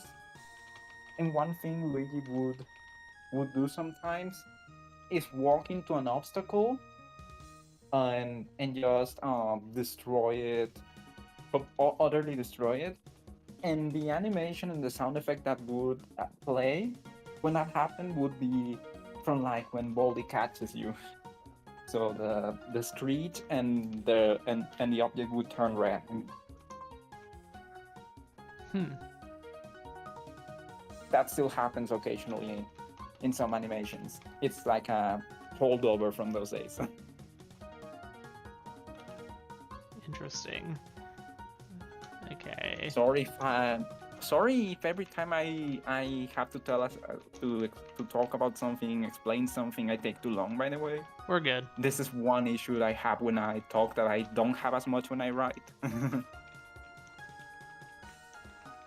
Yeah, I'm just typing numbers in. I hope you're not too bothered by Nah, this. we're good.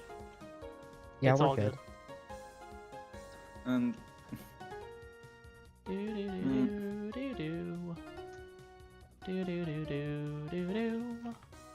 oh, I missed it. I saw that the two of you discussed Astra being on BC as well. Uh, Oh yeah. I was surprised when I saw that the stream began and Astra was already there. But Hmm. especially because we've gone a few days without Astra on stream. Yeah. But number one, I'm glad Astra is back. And by the way, I love those roses that you have on your Discord thing. The Oh, what? thank you. Oh, Astra. I thought you were talking about the community server, and I was like, roses. But yeah. But anyways, before I forget, I want to talk about this the reprise Toho thing. Oh yeah, the remake. yeah, um, I certainly was.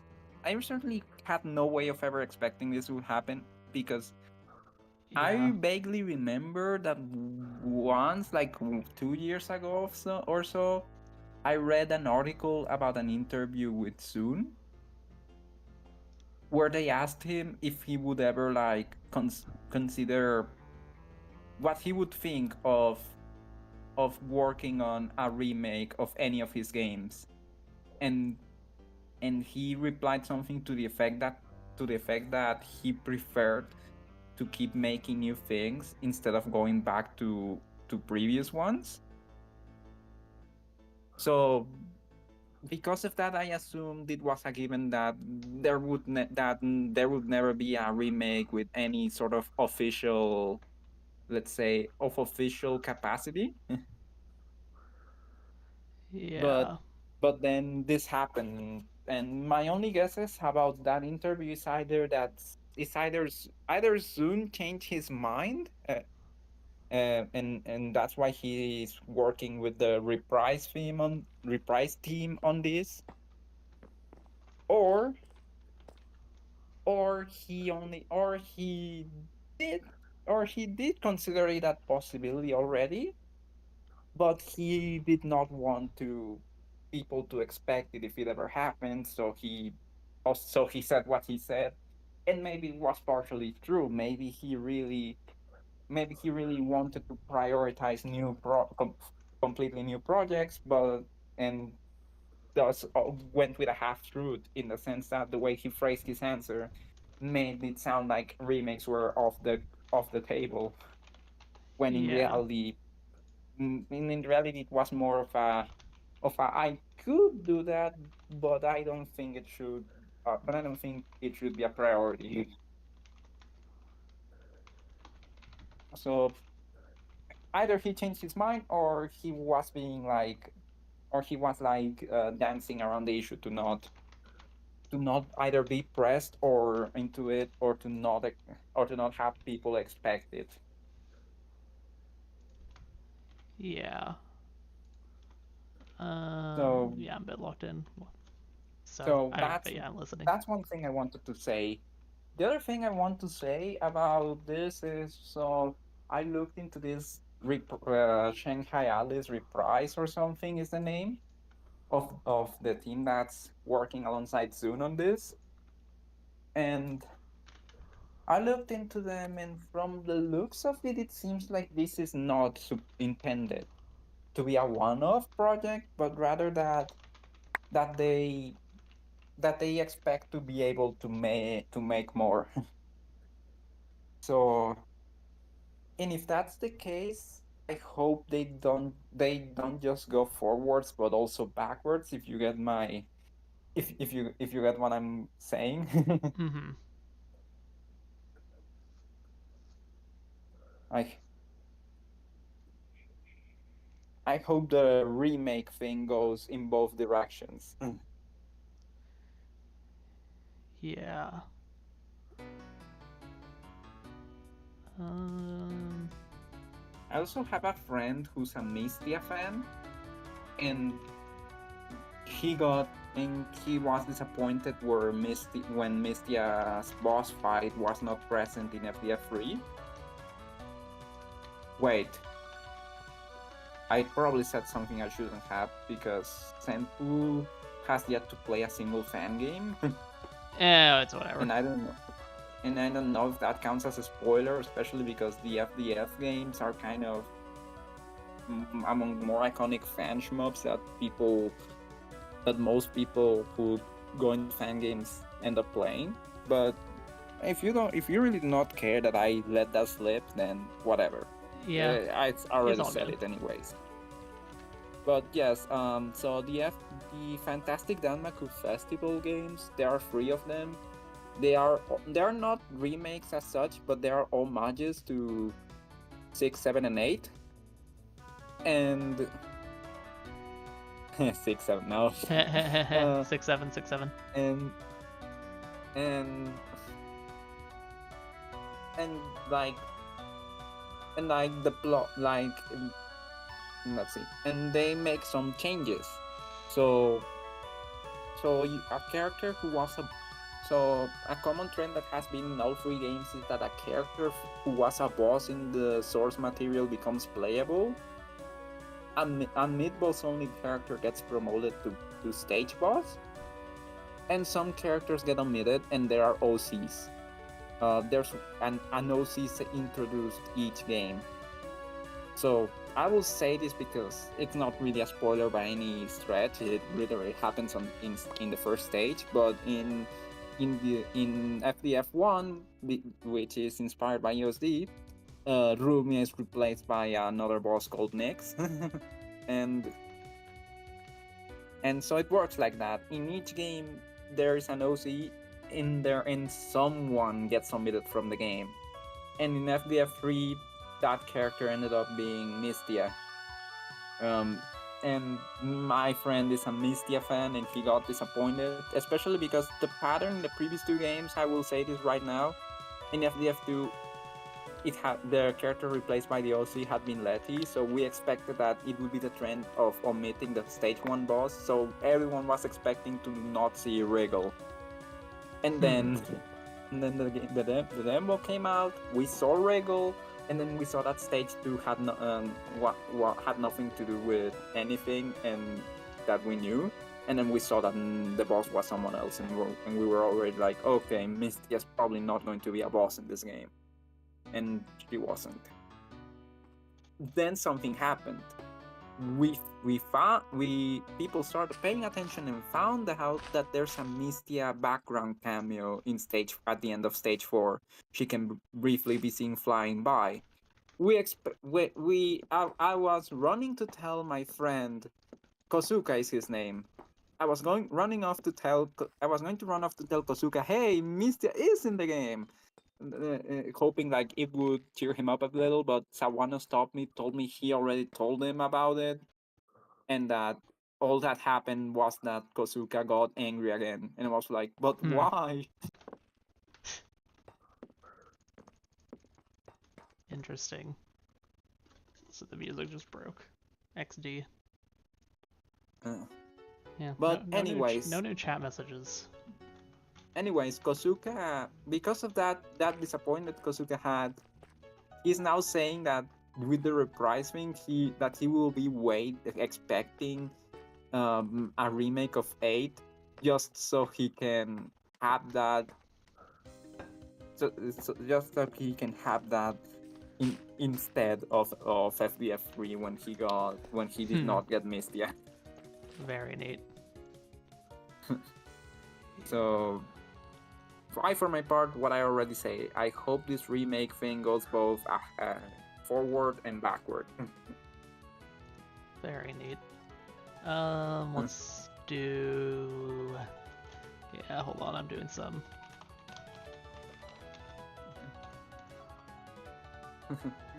Let's do components. I'm surprised Gitterman is still not around. Did they not show up in the entirety of last time? No, they didn't. I was there. Yeah. He might be busy or something. I was there to the end. Who? Yes, they were not present. Jaderman. They already lost their streak, so I don't think at this point they're that motivated to appear now. Yeah, he might appear at some point. Maybe he's busy. I mean, I've been busy the last few days. I mean, I broke my streak of streaming every day this month. And by the way, I completely fucked up my sleep schedule like over the past few weeks, and I decided to bite the bullet to fix it a bit. So actually, the funny story is I woke up at 5 p.m. the other day, and I was like, okay, I'm gonna stay up. I'm gonna work on this presentation that I have to give during like my research group meeting. I worked on that presentation, hard grinded it, and I gave a presentation off of no sleep, and I nailed it. Nice. Great. Amazing.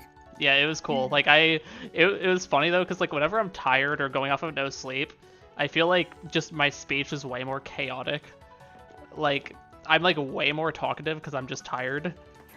So I was just like enthusiastically during that meeting, just like at the very start, like, I mean, I was just like doing the basic introduction, talking about myself a bit, which, I mean, they know me, but like that's just the thing you usually do at the start of group meeting presentations, I found. But it was funny because like I was just going on, and I was like saying something, and I was like, oh, by the way, did I mention I'm going off of no sleep right now? And my advisor like was concerned. And I was like, nah, don't worry. I did this to myself intentionally.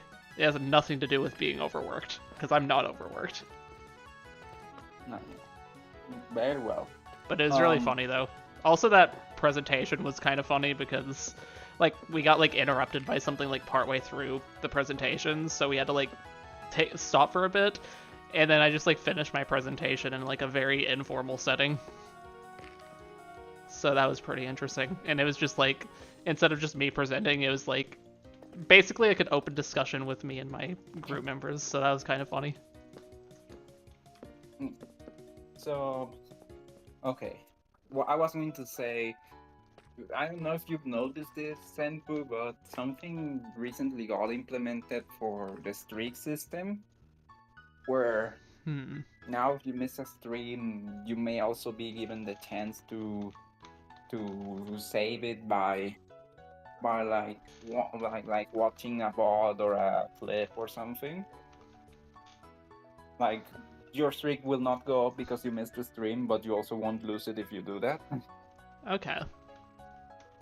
So that was a neat little implementation.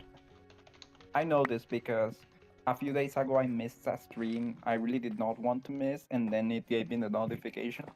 Watch a clip or a VOD or something and to save your streak, and I obliged because I was like, wait, this is a feature now, and yeah, that works now.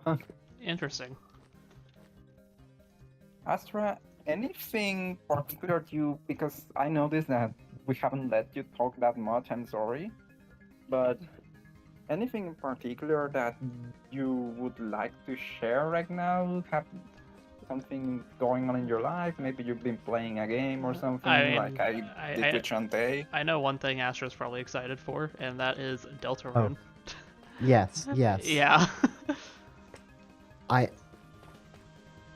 And Toby sent this one like blue sky post, and it was like really kind of ominous, and it terrified me. Let me go find it. I know one thing I've heard, like a rumor, which I mean I don't know much about Deltarune, but I think the rumor is that like Toby might be getting Zune to like do like some kind of bullet pattern. I have no idea. Yeah, I just heard rumors, especially, and also like I know people are saying like, oh, the new chapter is like Japanese themed, so it'd be like perfect. There was actually like very little footage of it in the actual trailer. We still pretty much know nothing. But what he did say was, just repeating myself from the newsletter, but Chapter 5 is a fun chapter. Let's have one more adventure like we did before. It's really ominous. Interesting. Because also, by the way, the newsletter mentions chapters 6, and I'm not mentioning the second number, for the first time ever, because there were actually like some people talking about how maybe those chapters aren't real. So that actually, I always so heard that like have it was like 6 chapters total. That's what I always heard. No, it's the chapter select has always shown 7. Oh, interesting. Yeah, I don't know shit, but you know.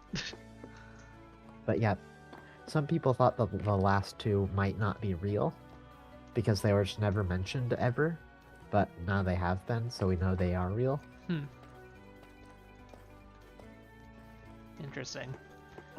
But yeah, I just know like I've heard like rumors for a while that like supposedly Toby might be getting Zune to like collaborate on like some kind of pattern at some point. And then I think like people have said that like apparently like the trailer like makes it seem like it's even more likely now. Just because like apparently there's like a shrine or something.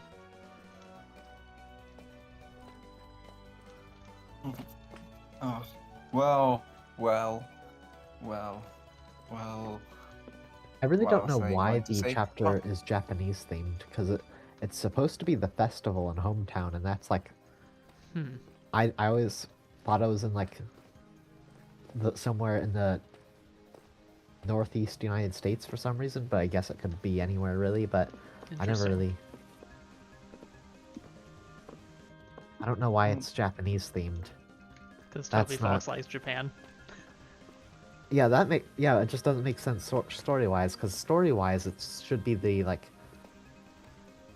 It was referred to by a character as like just a field of pink and gold flowers. It was supposed to be like the festival. Like, I'm spoiling a little bit. Well, I guess I'm not spoiling because I guess this isn't true anymore. But we always thought it would be the flower shop. Huh. Interesting. Oh wait, where was I with adding stuff to this function? Oh yeah, so I hope this works. Actually, that creates an issue. The Deltarune thing reminded me. Actually, Senpoo, I don't know if you saw that the Toho remake, it will be that it will have translations. Oh yeah. Apparently, they're going to be done like by groups by like circles within the community. Yeah. But like it has official capacity now in that sense. Mhm. So, and one of the languages that is set to be available is Spanish. So Interesting. remember when people made memes at the expense of Toby after he Toho gave Project. Is that what you're talking about? No. Oh. So a while back, Toby was asked whether about Spanish translations of his games, and he tried to give like an explanation for why he wouldn't or couldn't do that, but like people started making memes of about the whole thing. Hmm. And I don't know if you didn't know any of this, right? No, what? You didn't know any of this, right? Of the Toby Spanish translation. I didn't know any of that. I think I've seen people like comparing Toby to Zune lately with like certain things, but like I don't know any context. But yeah, and the thing is, I'll try to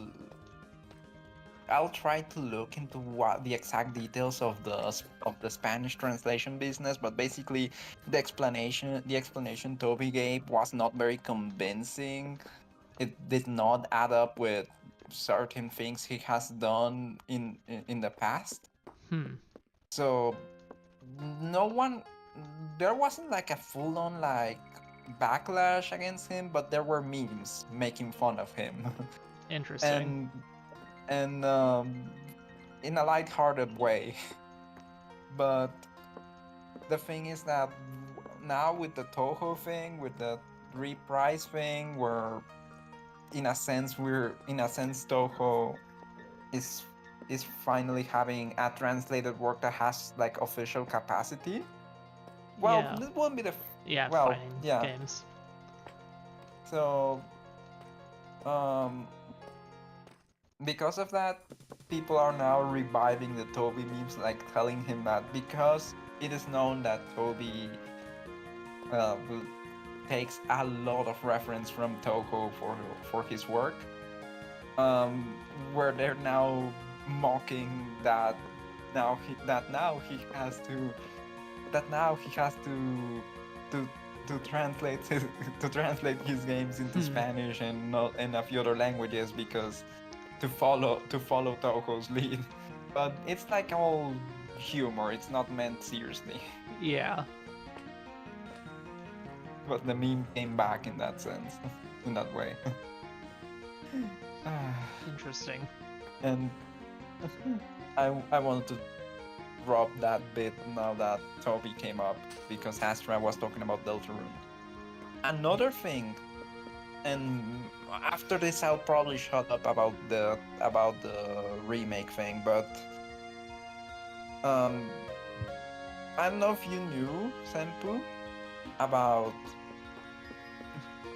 Okay, for this, I first need to go into the Nintendo Direct because I know that a lot of Nintendo players were not entirely satisfied with the direct. Like they felt like the announcements were not that impactful for the most part.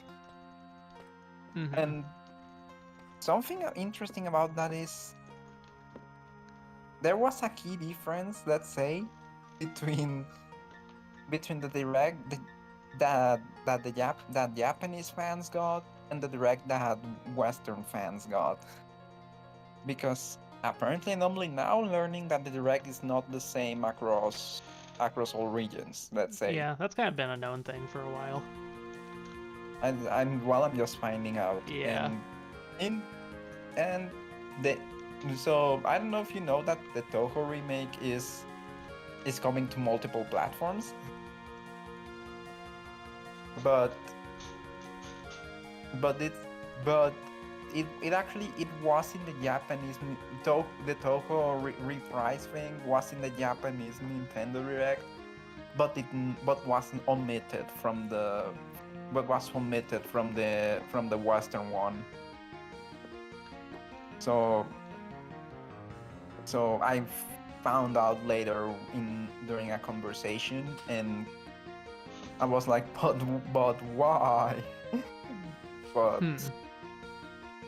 but yes, that was something a bit interesting, and I do think that there would probably that some people would probably have been a bit more excited if that had been included, but alas, it got cut and only got featured in the Japanese direct. But what can you do? Yeah. And well, that's like the last thing I want to bring up. Other than that, I know that people were a bit disappointed that they thought that the announcements would that they would see announcement that would like carry more weight from at least from their own point of view, and part of that is probably and part of that is because and that part of that is because Sony and Microsoft made their own announcements recently, and they were like basically like info nukes Hmm. because you know how we talked the other time about how there was this perception that that Xbox was pretty much done. Yeah. uh, so one reason that was happening is essentially that they were they had started killing their exclusives, let's say, because they started coming out in other platforms. Well, Mm-hmm. in PlayStation, basically. Like that, it happened primarily to Halo, which up until that point was the flagship Xbox franchise. Yeah. Basically, they're now correcting course. So they're they're going back to so so they're so the games that they so games that they didn't already announce would be on PlayStation. Those are those that they did not already say they apparently will they were going back to having exclusives because yeah, that was a weird move in the first place. Mm-hmm. So that was like a big announcement for an audience that was convinced that Xbox was basically going to die. They, that and the new CEO basically made fun of the whole. Oh, you know how there was the This Is an Xbox campaign where they were promoting that basically everything was part of the Xbox ecosystem.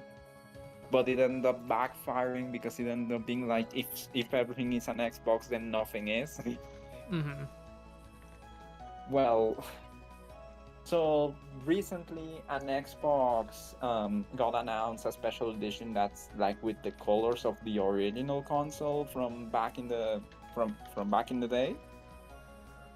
And when and and the new CEO made a post of the of this special edition console where they were saying, now this is an Xbox, as if mocking the previous administration over the whole failed this is an Xbox campaign thing.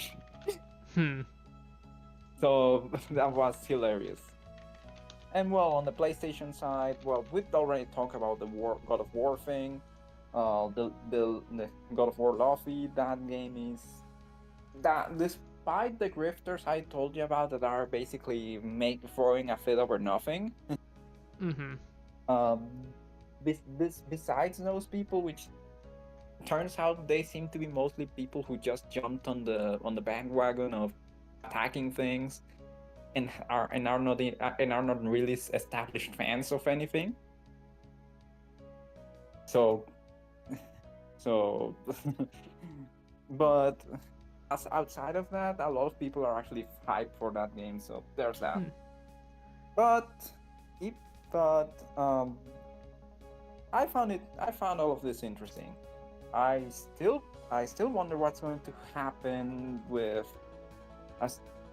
I still what's going now. The one big thing that I did notice people did get hyped for with with Nintendo's recent announcements was Zelda, Yeah.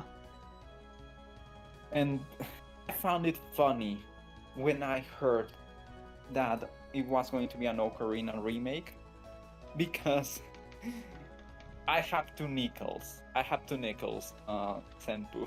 Hmm. Because if I had a nickel for every time that that an N64 game that previously had a remake on the 3DS had, is now getting a remake on the Switch too, I'd have two nickels, which isn't a lot, but it's weird that it happened twice. Yeah. Because first Star Fox and now Zelda. Because Yeah. both Star Fox 64, both Star Fox 64 and Ocarina of Time had 3DS remakes in the first year of the 3DS, Mm-hmm. and now those same games are getting switched to announced Switch 2 remakes as the Switch 2 is completing its first year of life. So it feels poetic. Yeah. I don't know if I would, if I were in Nintendo's place, I wouldn't know if those would have been the games that I would have chosen for Switch 2 remakes. But like, it's also not a bad choice. It's just an interesting one. Yeah. I mean, Ocarina of Like, Time, it's just a classic, and I mean, the Switch 2 is pretty powerful. But then Star Fox, I think they just kind of want, like, I see like the new Star Fox as them experimenting with the idea of like bringing back Star Fox, and if it does well, then they can make a new game. yes, you could raise the question of whether it should have been a different game that hasn't already had a remake, but at the same time, it's at the same time the fact is that 64 is like the iconic title of the series, Mm-hmm. so it makes sense why they would experiment with that one, even if they've already used it before. Yeah. And then Also- I type Flint.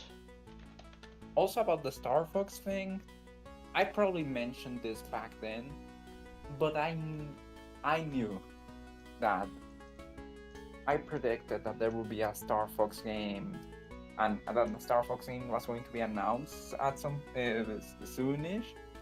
Back when I knew back when I saw that Fox would be in the in the recent Mario movie. Mm-hmm. I was like, they're built this is a setup to build up extra hype when they announce a Star Fox game, isn't it? And then they announce this the remake, and I'm like, there it is.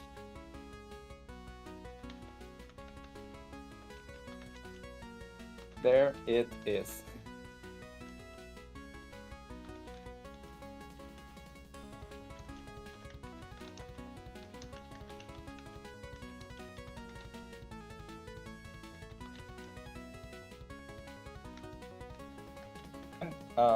Senpoo, are you still with us? Yeah, I'm here. I'm just typing some stuff for arenas. I'm kind of like adding a new functionality to like the entire like Oh. functionality behind copy right now, so I'm just kind of Oh, sorry. yeah. I mean, I'm Oh, listening, sorry if I but we're good. It's all sorry good. sorry if making you talk interferes. Yeah, with no, we're your... good. I basically just finished it though. Like now I'm just kind of like typing some things into the change log just so I don't forget. Or like Okay, my and Asteroid, thing.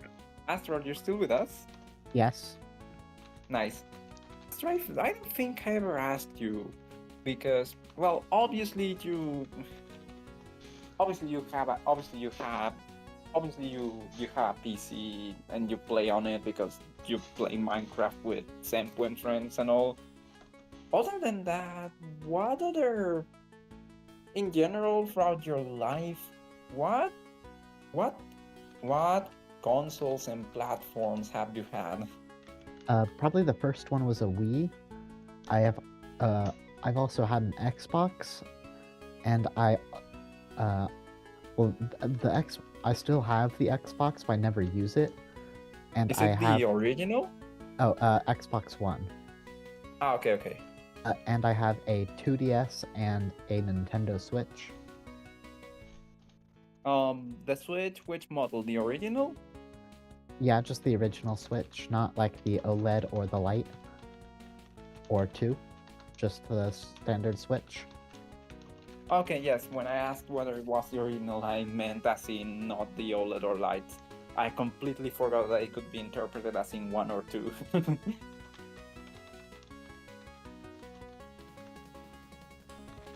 But okay, so one more thing to this. So those are the ones you've had. So okay. So basically, you've had a few things here and there. That's pretty nice. Yeah. I probably talked about this before, but my brother had a Game Boy Color. He won in a contest, in a competition, and from there we had the Game Boy Advance, and then we had the DS, and then I had the 3DS. But my brother wasn't really into gaming that much anymore at that point in time, so he didn't get one. I specifically got the 3DS XL. At the time, the 3DS I have now that's modded is the original, the small one. And my brother had the PSP. I never did, but he had one, and he seemed to love it. And then for home consoles, we had the original Xbox, and then the 360 and the One. And I vaguely remember that for some reason we briefly ended up with a PS2 that we don't remember where it came from. Oh. So outside of my brother having a PSP, like that's the only contact we had on the Sony side of things, which is interesting, and I don't remember that much about it. But it's interesting because I do plan, I've talked about this before, but I do plan to get a modded PlayStation Vita. Well, I said it earlier too, but I do intend to get it at some point soonish. So that will be my opportunity to check out like what Sony has had on their side of things that I haven't really had a chance to actually meet because of being Team Nintendo on the portable side and Team Microsoft on the tabletop side. Isn't there not going to be any more Xboxes, or did that change? What's going on with Xbox? Now I that know it's well, not very good. now that the new administration, let's say, is correcting course on many things, it does seem like they're not like they're not going to retire from the console market, but we will have to wait and see what they're doing.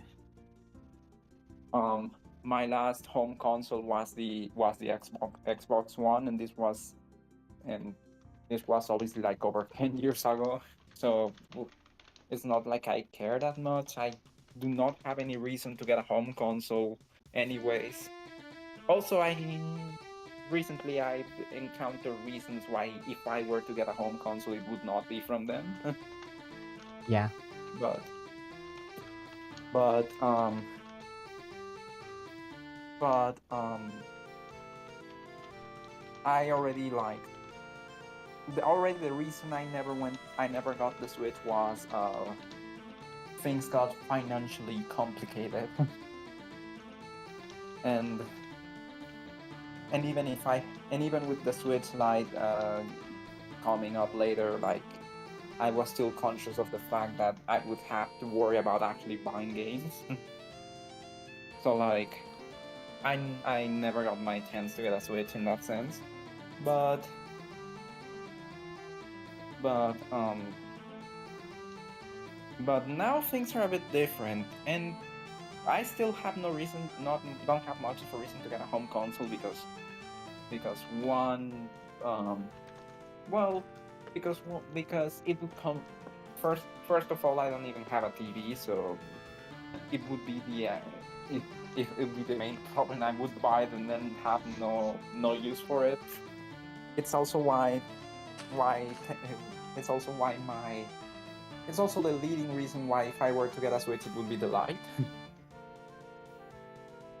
I'm holding my breath on that too, because I'm almost sure that the Switch 2 will, by its second year, will probably be announcing a Lite model as well, unless Nintendo decides to go on a different route with that.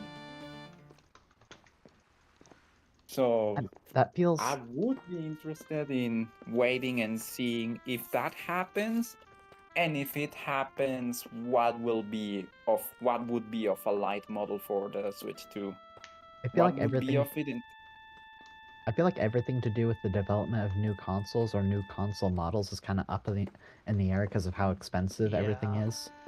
Yeah, actually, That's a factor. another thing with that is like, I do kind of wonder because like on one hand, the Switch 2 like is really powerful and the games are made with that in mind. So I wonder like how they would go about doing a light model. But on the other hand, theoretically, if they made like a weaker, lighter model, maybe that's how they'd be able to like. Actually, it would be a good business strategy because like since like they're having to like up the regular Switch 2 price because of like production costs or whatever, if they made like a less powerful, cheaper model, then maybe that would be more appealing to the general consumer. Also because the Switch 2 can play the Switch 1 games, I feel like the Switch 1 is just kind of the Switch 2 Lite, basically. Yeah, but I think the main idea is being able to play the Switch 2 games because I mean, like, Yeah. I think a lot of people like who haven't bought a Switch 2 yet, it's purely just because it's expensive. So I mean, if they did do something like that, it would be a good business strategy because like since they're upping the price, then bam, here's a cheaper model that allows you to at least experience these games, even if maybe they're not to like their fullest capability, I guess. Yeah. And well, yes, that's my brain is going through a lot of things at once right now, but yes, I do want to wait and see what happens. Also because also because that AI bubble, anything could happen to it within the time it takes uh, for the Switch to complete its second year and see if they announce any other models. So we'll see. We will see what happens. But in any case, I'm not in a hurry to get that Switch Lite either because I still have a 3DS backlog and then I'm going to have a Vita backlog, so I will not be without things to do. Mm-hmm. Now, about the not wanting a home console because I didn't even have a TV thing, one thing I did learn recently is that there are like smaller, cheaper screens, very affordable that I could theoretically buy one of those if I were to ever get a home console. Yeah, So double checking that they have the HDMI thing, which many of them have. So that would be a solution. yeah, you could definitely get just a 60 hertz monitor for fairly cheap. Yeah, Well, so like cheap enough, like cheap relative to a TV, not like yeah, super because cheap. I remember that I randomly remembered for no reason the other day that back when we had the old style TVs that were boxy and stuff, back when those existed, I remembered that there were also like small TVs that were like that. They were super tiny. I think I saw them once in like a TV show. Yeah, Yokai, quick that question. Just this is kind of unrelated. Do you remember when we did Archer only? What like game format we did? Did we do time or do we do threshold?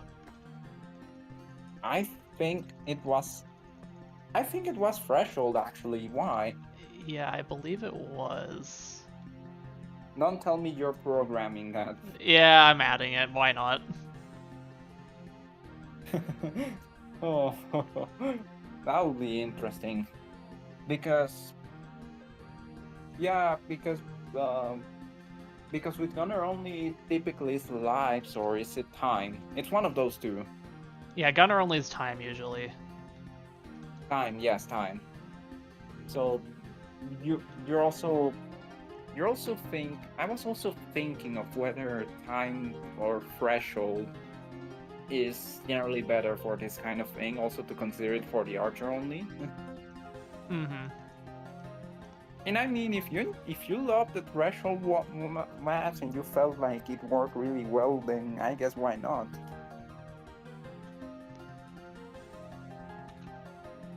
Anyways, back to it. I remember that those existed back in the day. Those back in the days of boxy TVs, that there were very small ones. And I thought, wait, does something like that exist for the mod?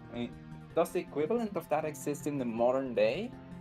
And then I started looking up like small TV. I made a search, and then I saw that yes, those things exist. I could get a smaller screen that's cheaper if I really wanted to get a home console at some point. Yeah. It will also make the logistics easier of where to put that in my room, because I don't exactly have a lot of space for like a behemoth screen. Mm-hmm. Okay, I think So that would be works. one way to solve that. And in my case, if I were to do that now, in the event of getting a home console, now I'm mostly interested in retro things these days. So the whole idea came up because sometimes I turn to look at the Wii U, or even just at the regular Wii, and thought, if it were possible, maybe one of these. I know that it's not hard to get modded ones as well.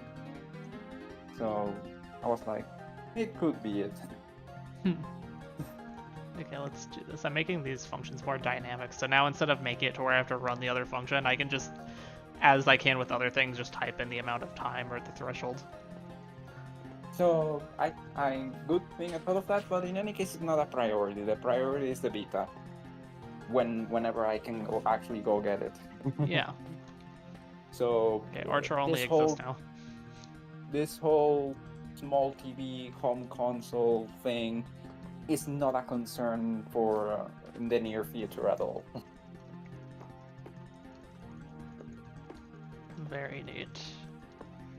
A friend actually offered to sell me their Switch, the original model as well, that they no longer really use, and I explained to them that I would, but I already want the Lite, and it's not going to be anytime soon anyways because I already have this list of plans. I did tell them that however, that the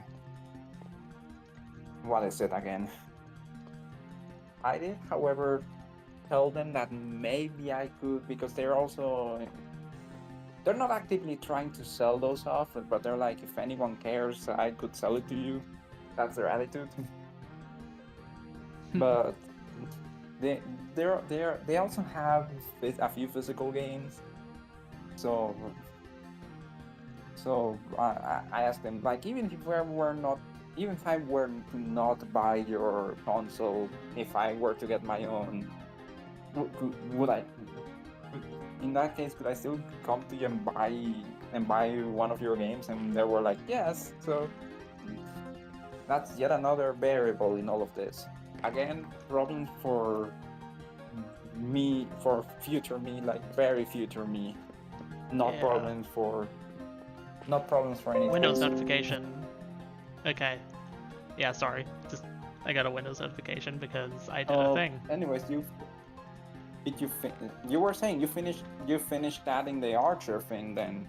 Yeah, actually, Astra, would you be willing to log on quickly? Sure, I can do that. You want to test I'm not if gonna. it works as intended. Yeah, I'm not gonna like do any like fights or anything. We'll save that for tomorrow. But I just want to make sure things will work. Actually, I should probably open the server console to make sure like it didn't like just throw an error at me.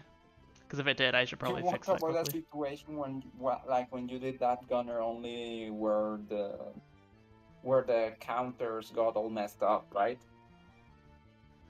Mm-hmm. Okay, yeah, but... Okay, yeah, the only things throwing errors are the things that always throw errors that aren't actually problems. Okay, yeah, I gotta make sure I have Twitch chat pulled up. But, oh yeah, I should probably, like, add a way to get the kit. That's kind of important.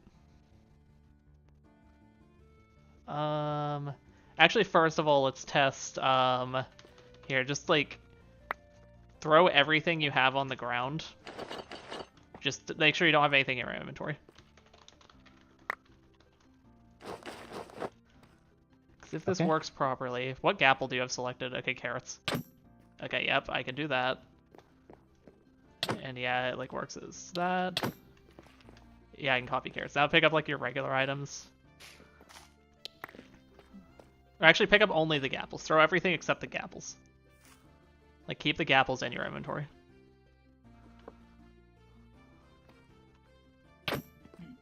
Okay, yep. Still works properly. I didn't like randomly copy the like a bajillion gapples. I copied 2.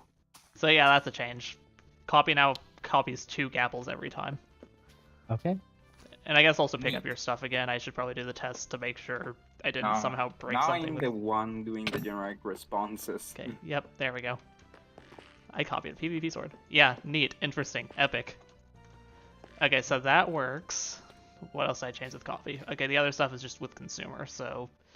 Yeah, I should probably... Okay, let's do like the step back and where like I actually set up the sign for consumer. This is how I usually do the signs, by the way. So first I get that and I copy it. Then I change the number here. Change the kit name to consumer. I also change it in this thing. You can't see anything I'm doing, by the way, but trust me, I'm doing stuff. Lol. Bam. I've been catching on, and now that I asked Astra about their consoles and stuff, I've been catching on that the three of us have one thing in common, and it is that all of us have a 3DS. Like, well, Astra had the 2DS, but ultimately the 3DS. You get it. Yeah. So I wanted to ask. I would like take the opportunity to ask the two of you, like, what, like, about the games you remember playing back then, and which ones you really liked or which ones you really didn't. Yeah. You're free to share your experiences. I'm I like- hearing you out. I liked the Gen 7 Pokemon games, as well as Gen 7's great, Miitopia right? and Tomodachi Life. But I didn't really have that many games, so that's, I think, about all I played. Oh, I did actually play the port of Mario Maker for the Oh yeah, that 3DS. exists. Yes, I actually have that game that I got a physical. I bought a physical copy for dirt cheap because they go for dirt cheap these days. A few months back, and I just have it sitting in my bag there. So yes, I know that back in its day, it was not very well received, that port, because it got rid of the online functions that made Mario Maker the phenomenon it was in the first place. Yeah. Like, yeah, that you could still share levels locally, but people were disappointed that you could not do it online. Yeah. I think a golden carrot's a good icon for this kid. Don't you guys think so? Yeah, it works. But yeah, it works. But nowadays the game at least is a bit respected nowadays for its single player campaign, the Mario Maker 3DS. So that's the whole reason I got my hands on the game, because I wanted to check out the campaign and see if it really was as good as people were saying. And so far I think it is. I left it like halfway done and then haven't come back to it because I started doing other things. But I've been liking it. Very cool. So, yeah. Anyways, you said Tomodachi Life, you said Mario Maker, you said Pokemon, And I said Miitopia. Miitopia. That was the one I missed. I did hear you say something other than Utopia, but I could not make it out. Would you like to continue your list, or that's about it? That's the list. If I had anything else, I don't remember it. Oh, actually, not just the Gen 7 games, but also Pokemon Y and Pokemon Omega Ruby. Those ones were good as well. Oh, Gen 6, yes. Good. For the Gen 7 games, did you have like the originals or the Ultra, or you had both games? Yes. Okay, so you had the original game and then you had the Ultra. Yes. I had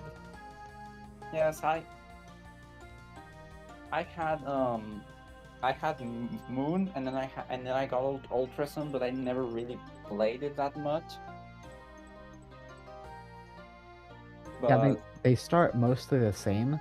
So like, those are my favorite Pokemon games, but going through the beginning is like really kind of really dry, because I've like basically played the games like a dozen times, like the beginning like a dozen times, because it's the same in both of them. One thing that really does not help the Alola games with that is that they're infamous for having very long cutscenes. Yeah. Okay, anyway, consumer's on the server. Look, it's consumer. Yay! Yeah, yay indeed. Oh, I can see. And wait, you were saying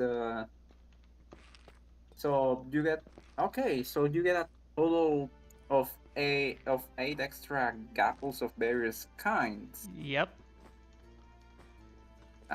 Just to be clear, are do you do you always get these exact ones, or is it Yeah, random, or how does it work? So the way it is it's always you always start out with the same ones, although the like extra ones you get will never be the same as what you have selected.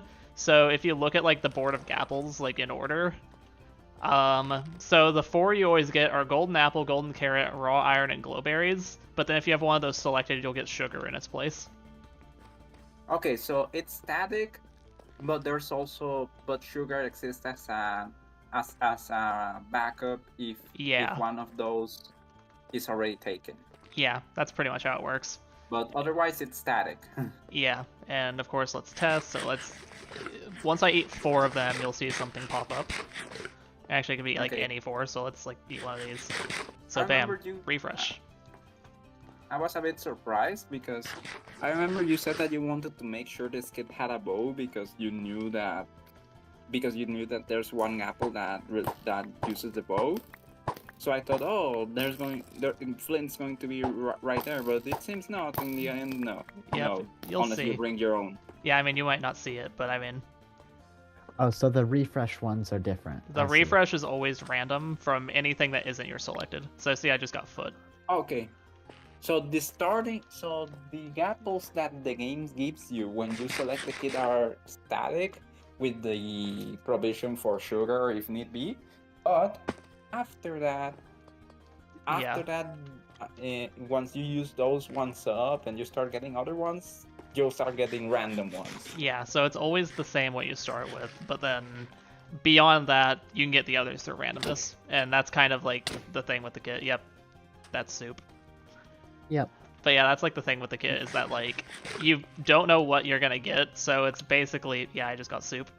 It's basically like you need to like be able to like be ready for whatever you might get and use it wisely. Now, you mentioned that you had the Gen 6 games, Astra, so now I do remember Pokemon X and Y being, well, they're very replayable games, and I would be lying if I said I don't enjoy picking them up every now and then.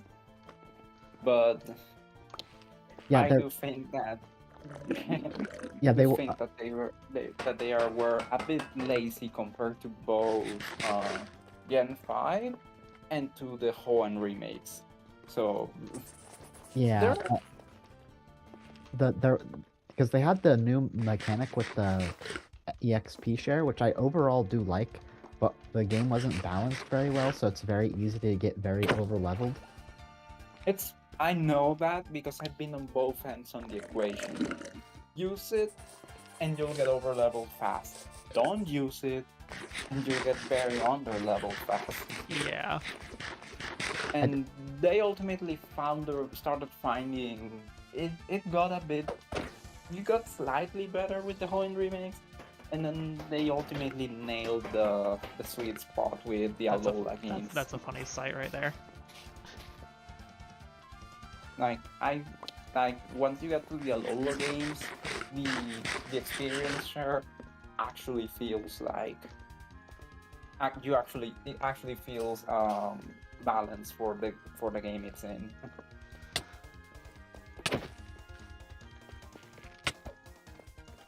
Soup, am I right? But one thing I did not, for me, one big issue with the X and Y, I know they tried to introduce a plot justification with how keystones are rare and whatnot, but it did bother me that for all the thing with Mega Evolution being the game's flagship mechanic, it almost never comes up in boss fights. Like across the entire game, only 4 boss fights use Mega Evolution, and out of those 4, one of them is basically a glorified cutscene. pseudo scripted, which is the fight when the Lucario versus Lucario fight, where when Corina gives you the keystone. Yeah. So, and then another one is post game, which is the rival repeated rematch thing in Kilut City. So functionally, only two really for I just the got purposes melon. of going through the story. With the only Lysander and the champion.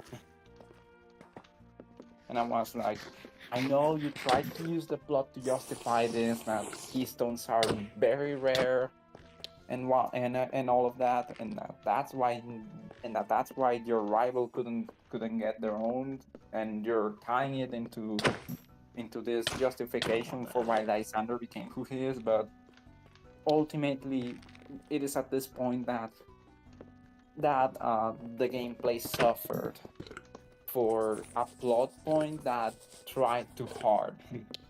Yeah, I think at least the gym leaders could have had them. Most of them, anyway. Like towards the end. Yes, maybe the Elite Four. Oh yeah, and the Elite Four. Yeah. But just like it could have the gym leaders after. The gym leaders after you get the keystone could have had their own Mega Evolutions. That could have been nice, but yes. And speaking of story, I still can't get over the fact that they tried to make Lysander being the villain like they tried to make him a twist villain, is what I mean. But then it's incredibly obvious from his first cutscene where he's talking to Dianfa that he's going to be the villain. So what were you doing? Why did you try to make it a plot twist when the writing was on the wall from the first moment? I never interpreted him as being a twist villain. I mean, maybe he was a twist. It was a twist to the characters and the story, but I never interpreted it as ever being supposed to be a twist for the audience. Yes, the fact that Lysander suddenly comes up revealing that he's the boss of Team Flare, you don't equate that with the game trying to sell this as a big reveal. I At don't. least not for the player. I don't know. I'd never interpreted it that way. I always just thought I thought he was just supposed to be an obvious villain, but just like the characters didn't know that. I thought like it was like communicating his villainhood with like tropes, just villain tropes. But obviously, because the characters aren't like trope savvy because they don't know their characters, they weren't aware, if that makes any sense. Yes, I get you. Okay, that's fine then.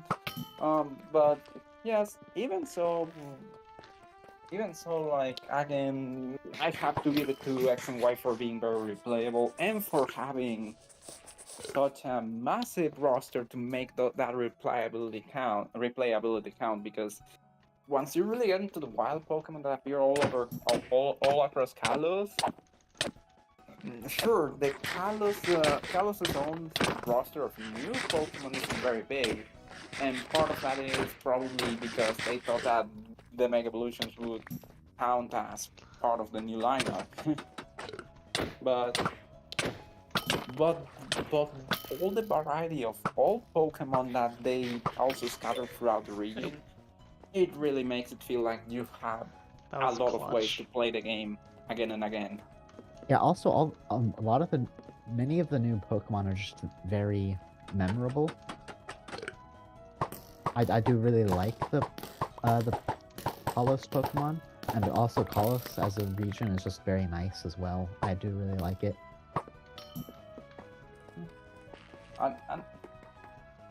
So yes, that is true. The region itself is very nice to see, and and especially especially like I think the routes look beautiful. Mhm. Specifically the routes.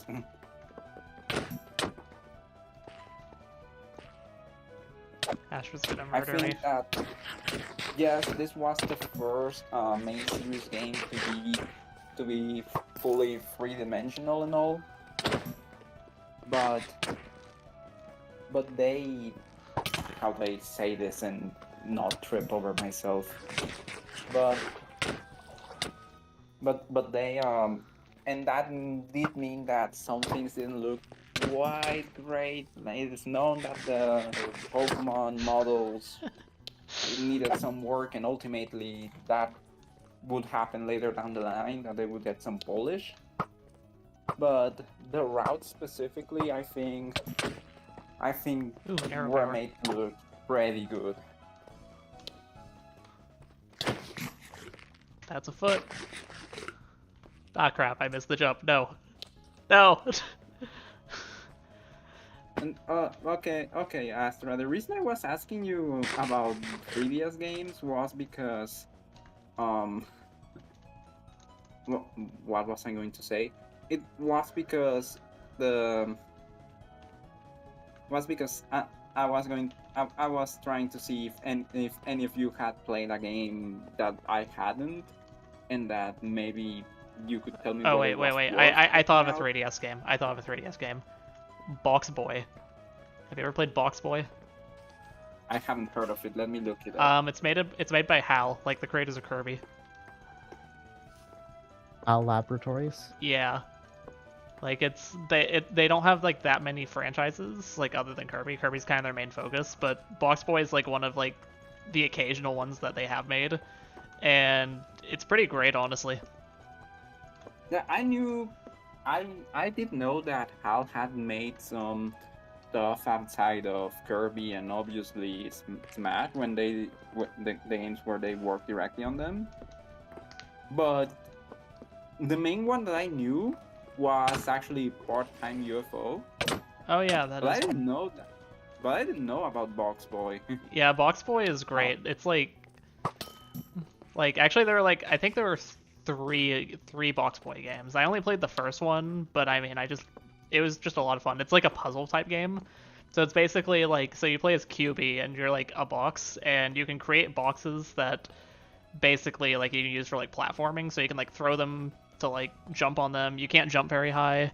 You can use them to kind of like push yourself around or push other things around, but you can like only like have so many boxes in existence at once. So it's Yes, like I'm seeing. it's a very interesting puzzle game, and also it's just fun. Also, QB's cool. We'll look into it.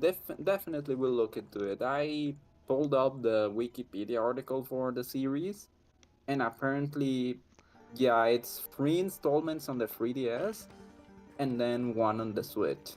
Oh yeah, I think they did do one on the Switch. But yeah, basically it's just great. Like the gameplay is just cool and it's really creative. And also another funny things, I think for an April Fool's joke one time, what HAL did is they basically they made QB or they made QB into like made QB round and made Kirby a box. Oh, actually, now that this explains a lot to me, Senpoo, seeing Box Boy, because there's a sticker in Kirby Planet Robobot that I didn't know what the reference was. It was a reference to something, and now I get that it was a reference to Box Boy. There's a sticker in Robobot that looks That just wasn't very nice, Astro. like the character here. Now Yeah. it makes sense. Apparently the Kirby wiki literally has an article for Square Kirby. But yes, so yes, that's right there, huh? Um, I'm also playing. Okay, where did my brain go now? But I'll definitely look into that because I'm already predisposed to have high expectations for for for a game by HAL because because because after having played every Kirby game on the 3DS except for the Epic Yarn port, which I'll get to eventually, I can say that they did not miss a single time. Yeah. Triple Deluxe is really good, and I wanted to talk about that earlier. I'll get to it. Robobot is really good as well. The expanded the sub games getting expanded into their own games was a great thing too. So Kirby Fighters Deluxe, Kirby's Blowout Blast, and the only detail I have with that is the fact that they went for the mobile-like microtransaction approach with Kirby Clash Deluxe. But like it's the game's still good. It's just held back a bit by the business model they went with, but it's not a bad game. Yeah. And then Kirby Battle Royale is also I also liked it. I got a bit mad at the game because at the end of the story mode because DDD is really difficult. But the game is pretty good, and the ideas it has for its games, for its mini games, is basically a game of mini games, party game. The ideas it went with are really cool ones. So after having played all of that, I can say something that HAL made for the 3DS already has. I'm already predisposed to think it's going to be very good. So, Box Boy, thank you for that recommendation.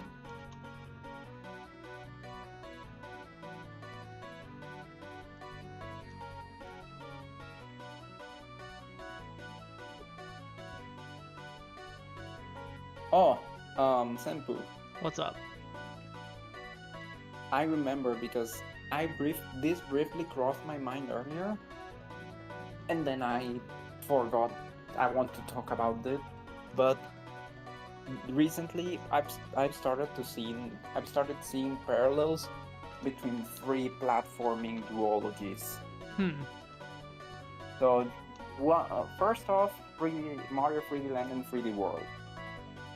Secondly, Kirby Triple Deluxe and Planet Robobot, and thirdly, Rayman Origins and Legends. So, the thing I see in common across these games is that they are dual. In each of them, you have a duology of platformers where both installments are really good, but because the second entry surpassed it, because the sequel surpassed its predecessor in many ways, it ended up being the one that's more remembered while its predecessor is more forgotten. That's how I see these three pairs of games. They have that big parallel, but like one's forgotten, but both are really good.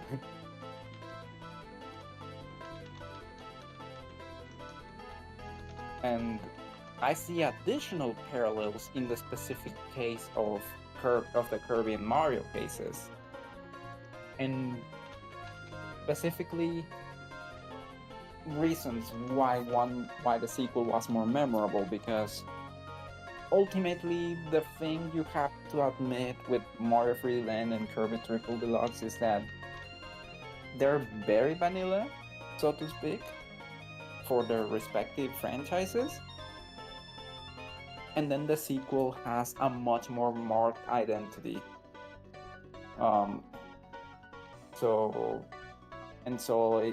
That contributes to it being the more remembered installment. But like, both are really good at what they do. So in both cases, the sequel is a better game in general, but the first entry has something special in that you could see it as the purest form of the respective series. Like Kirby Triple Deluxe, I'd like to say that is the most Kirby-like Kirby game. Whereas Mario 3D Land is a very Mario-like Mario game. So like, they are very vanilla, but they're the kings of being vanilla. They take it to its maximum, and that is actually a great thing. It may seem unoriginal, but it's actually a great thing, and it turns them into great entry points to the respective series. In fact, I think Mario 3D Land, they deliberately said that, they straight up said that it was intended to be an entryway into the Mario franchise for new players. So like, yes, Robobot and 3D World are superior. They are better games. But to a newcomer, I would first recommend 3D Land or Triple Deluxe respectively, because they're the perfect way to show a newcomer what the series is like. They're the purest form of the essence of the series. So that's their own achievement that unfortunately can be disregarded as just the game being very vanilla and or not quite generic, but very vanilla. They're the kings of vanilla. A very Mario-like Mario and a very Kirby-like Kirby, and that's actually not a flaw. It's a feature, and it's a very good thing. Thank you for coming to my TED Talk. Nice.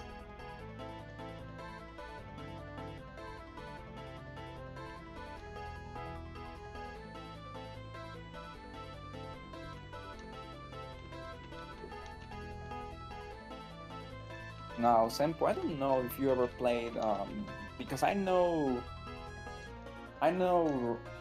if you ever played. Give me a moment, so I don't mess this up when I say it. But I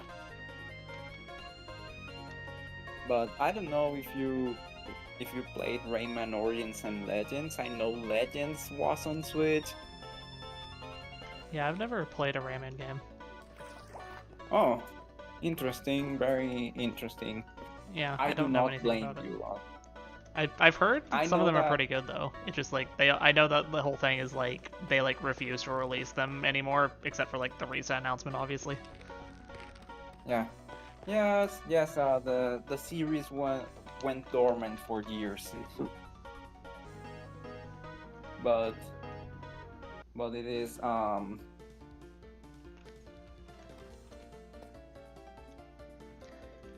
my brain stopped for a moment. Okay, I The think the series change went look is dormant good. for several years, but yeah, that was another good thing that hyped people that Rayman was coming back. And apparently this new game will combine 2D gameplay with 3D gameplay at different points, Interesting. which is a first for the series, because you had Rayman 1, which was 2D. You had Rayman 2 and 3, which were 3D platformers, and then Origins and Legends went back to 2D. Also, So- if you didn't see, this is what the sign looks like. Just a side note. A moment. Yeah. Nice. No, I saw it earlier. Okay, I yeah. like that it's the carrot. I like that it is the carrot. Yeah, I think the carrot works, because I mean, the regular Gapple's already used for healer, actually. Because, I mean, obviously back then, that was the only healing item, so it made sense that, like, okay, use that for healer. Yeah, like, Yeah. if you had to assign it its icon, now it would probably be the healing potion. I mean, I could have done the healing potion back then, it's just, like, I thought the gap will fit because I mean, again, it's like the healing kit, so healing item. But I mean, yeah, I Yes. think it works sort of because I mean, it is the classic healing item, and it's the healing oriented one actually, or one of the healing oriented gapples. So, because yeah, I guess another thing you might notice is that not all of the icons necessarily correspond to items the kit has. Some of them are just for visual appearance. Like I mean, Alchemist is blaze powder because magic or whatever. Ghost is just an orb because it's a ghost, just a gray orb. Yeah. What was I going to say? Oh, but I don't blame you for not playing a Rayman game, considering that. Well, you told me before that you've been a Nintendo player since you remember, basically. Yeah, pretty much always. Since forever. Yeah, So, I mean, I played like some and non-Nintendo while- games if they're on like Nintendo consoles, but like, and Rayman had a history of not very good ports on Nintendo consoles. yeah, I mean, I wouldn't have known when I was younger, but At the very least, they're portable ones. They're portable releases. Yeah, they were not very well received, and they had issues, as friend. Like Rayman 1 on the Game Boy Advance had that serious screen crunch problem. I think Rayman 2 on the DS was poorly optimized. And then they did Rayman 2 again for the 3DS, and that it was. What I've heard of that one is the game. It was fine. It was a port that did what it had to do, but like it did not. At that point, with how old the game was and everything, you would have expected it to bring something new to the table, like new content or something, and then it didn't. So yeah. It also doesn't help. The one good port I know was Rayman 1 on the DSi, and then I played that one on 3DS because the 3DS eShop had access to DSiWare. So I saw it for myself. That one's pretty good, but the problem with so here's the problem. Ubisoft did not help themselves with how they did Rayman 2 on the 3DS. First off, the ports I've discussed, they're not simply titled according to the game they are. So the Rayman 1 on the GBA was called Rayman Advance. Okay, I can let it slide. It's Rayman 1 and it's on the GBA, so yeah. Rayman 2 on the DS was called Rayman DS, and at that moment I say this is going to start being confusing because people are probably going to think it's a new game and rather than a port. But then the Rayman 2 on the 3DS did the single worst title it could have done. It was titled Rayman 3D. Oh, and how fun. And that misled a lot of people. Obviously, it was a reference to it's on the 3DS. It has stereoscopic 3D. A lot of 3DS games have 3D because of that in the title, but the problem here is with that title, we're going to assume one of two things. Either that it was a completely new game, which is what I just said about the DS port, or alternatively, they were going to think that it was a port of Rayman 3, and that the 3D was a pun on that. Like, yes, Rayman 3. in stereoscopic 3D, but no, it's Rayman 2. It's a very misleading title. And to make it worse, the back of the box, I saw this in images and videos and whatnot. The back of the box did not help because normally in the back of the box you would put like this a description of what the game is and whatnot. Mm-hmm. And in the case of Rayman 2 for the 3DS, of Rayman 3D, they really finished shooting themselves in the foot by giving consumers the wrong idea. Because there is no mention at all that this is a port, that this is a game, that this is an older game, let's say. and a lot of it is actually, it never explicitly says that it's a new game, which would be false advertising. But the way the information in the back of the box was worded, it did like seem to make it sound like it was a brand new installment. So I would not be surprised if a lot of people got that game thinking it was going to be a new game rather than a port.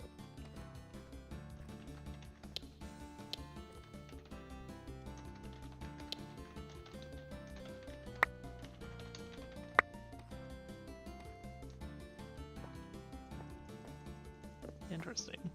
Yeah, my mind is just kind of focused on arenas, honestly. I was just testing like the one thing I haven't tested yet, which is just the fact that double kits exists. At this point, I'm just talking a lot because I know I worried earlier on about talking too much, but at this point, I have subconsciously caught on that you cannot talk that much because your mind is locked into this. It's a combination of that and also like, again, a lot of things that you do say, it's just like things that I don't really have much to say because I don't really know too much. So it's just kind of, that's where the generic responses sometimes come in. Yeah. I'm in a similar position. Yeah, that's kind of like how I usually am. Like, if you ever hear me say a generic response, it's either because I'm too tired to think of anything creative to say, or I genuinely have no idea what to say, so I just say the first thing that comes to mind, which is neat, interesting. Mm-hmm. And then sometimes I'll try to, like, bullshit a response, and it'll be, like, the most, like, nothing of a statement ever. Like, I'll be like, yeah, I agree, I think that is cool and stuff, and just repeats whatever you said or something. Sometimes I'll have those responses, and I'll just be like, what was that response?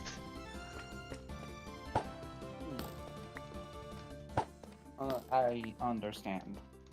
Yeah, we're Okay, chilling now. let me think, because I do want to try to keep, like, Astra engaged here. So let me think of something to say that Astra can actually... Wait, I know how to keep Astra engaged. Hey, Astra. Yes? Deltarune. Yes? What, See, what Astra's about... engaged. Deltarune. I said Deltarune. I said the buzzword.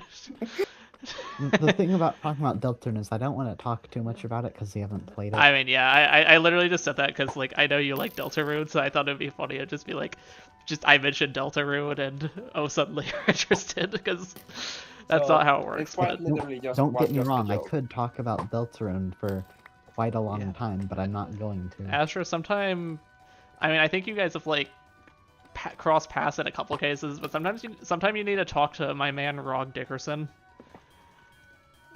Like, you know Rog Dickerson, that guy that, like, occasionally comments on the Senpoo music videos, but hasn't in a while because I haven't uploaded in a while? You know him. Yes, I do. Yeah, so, like, every time I talk to him, he complains that he has no one to talk to about Deltarune.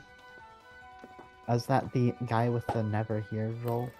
And the pink name? Probably. He has, like, the Russian name on Discord. Oh, yep, that's him. Yeah. But yeah, him. Every time I talk to him, he's like, man, none of my friends have played Deltarune, and I just want to talk about Deltarune. So, maybe you guys should talk sometime. There's actually an anecdote about... I actually had an anecdote about Rog before. I don't think we've personally met yet, on like in like on chat or anything. But so back when How Dare You had just left the community. Oh, how dare you? The fact you just called him that. How dare you? Ooh. You know, Mr. How dare you say that I don't have to play? Oh, Alpha's here. Voldemort's friend, if you will. Yeah. But oh my goodness, that is great. I was not expecting that one. So back when How Dare You had just left the community and I wasn't aware of it, I like I don't remember why I wanted to tag them on something, and but obviously he was already gone, Mhm. so I couldn't tag him. But then I entered like the first 4 letters, I think, of his name, and for some reason it showed me rocks. It showed me rock instead. Like, I would have expected that it wouldn't show me anything because How Dare You was already gone and there was no one else with a similar name. But for some reason it showed me wrong. And now you know this. Both both languages use the Cyrillic alphabet. Yeah. Normally, I would not use Cyrillic to assume things. But I mean, you kind of assume that was like the only person who would have a name like that. But specific, not even that, but because specifically, when I entered the first 4 letters of his name, it showed me wrong. I at the time thought that he had just like renamed or made an alt or something. So I was later talking to Senpoo, asking him if he had like left or been banned or something, and he explained the entire story of me of how and why he left. Yeah. And then I started, but then is this an alt or something? And then Senpoo read my mind as to what the confusion probably was, and then explained to me that that was wrong, and explained to me who Rob was, and that at some point, How Dare You had an offhand comment about Rob for reasons that Oh yeah, that did happen. not well understood. I think I was literally between us. I think I was on an airplane too whenever he was messaging me. Like I was like So, sitting there about yes. to take off on a flight, and I was just DMing him out of like boredom or whatever. Which I mean, obviously like yeah, we were DMing, but also like that was like one of the only things I could do. So I was just oh yeah, Discord, and then we were messaging each other. All of this not helped by the fact that when How Dare You left the community, it was not that long after the removal of Yumemi's assistant. another classic name. So You guys remember Cheerillium? Oh. Like, cause I remember like, I think we made like the joke of Cheerium, but then I think Bloxy accidentally said Cheerillium one time, which was really funny. but yes, that's my little story of how I was confused about Rock because for some reason Discord thought that the first 4 letters of How Dare You's username correlated to him in some way or another. Yeah, but I think you'd get along with Rog. Rog is cool. And also he kind of just like he plays a lot of indie games. That's kind of what he does with like most of his time. So he's like playing like all sorts of indie games all the time. I mean, I think I called him a while back and I think he was playing Silk Song, I believe, which I mean he's probably like, I feel like he had already played it, but he was playing Silk Song. I see. Indie game enjoyer. That explains why. What? That explains why he I loves wonder if he'd Deltarune. like Ran. He probably would, honestly. Like, I think he just likes just playing a lot of different indie games, usually. I mean, he plays a lot of games, but indie games especially, it always seems like he's playing some indie game. He And should. I know he's, like, really big on Deltarune. Okay, I'll keep him in mind. Yeah.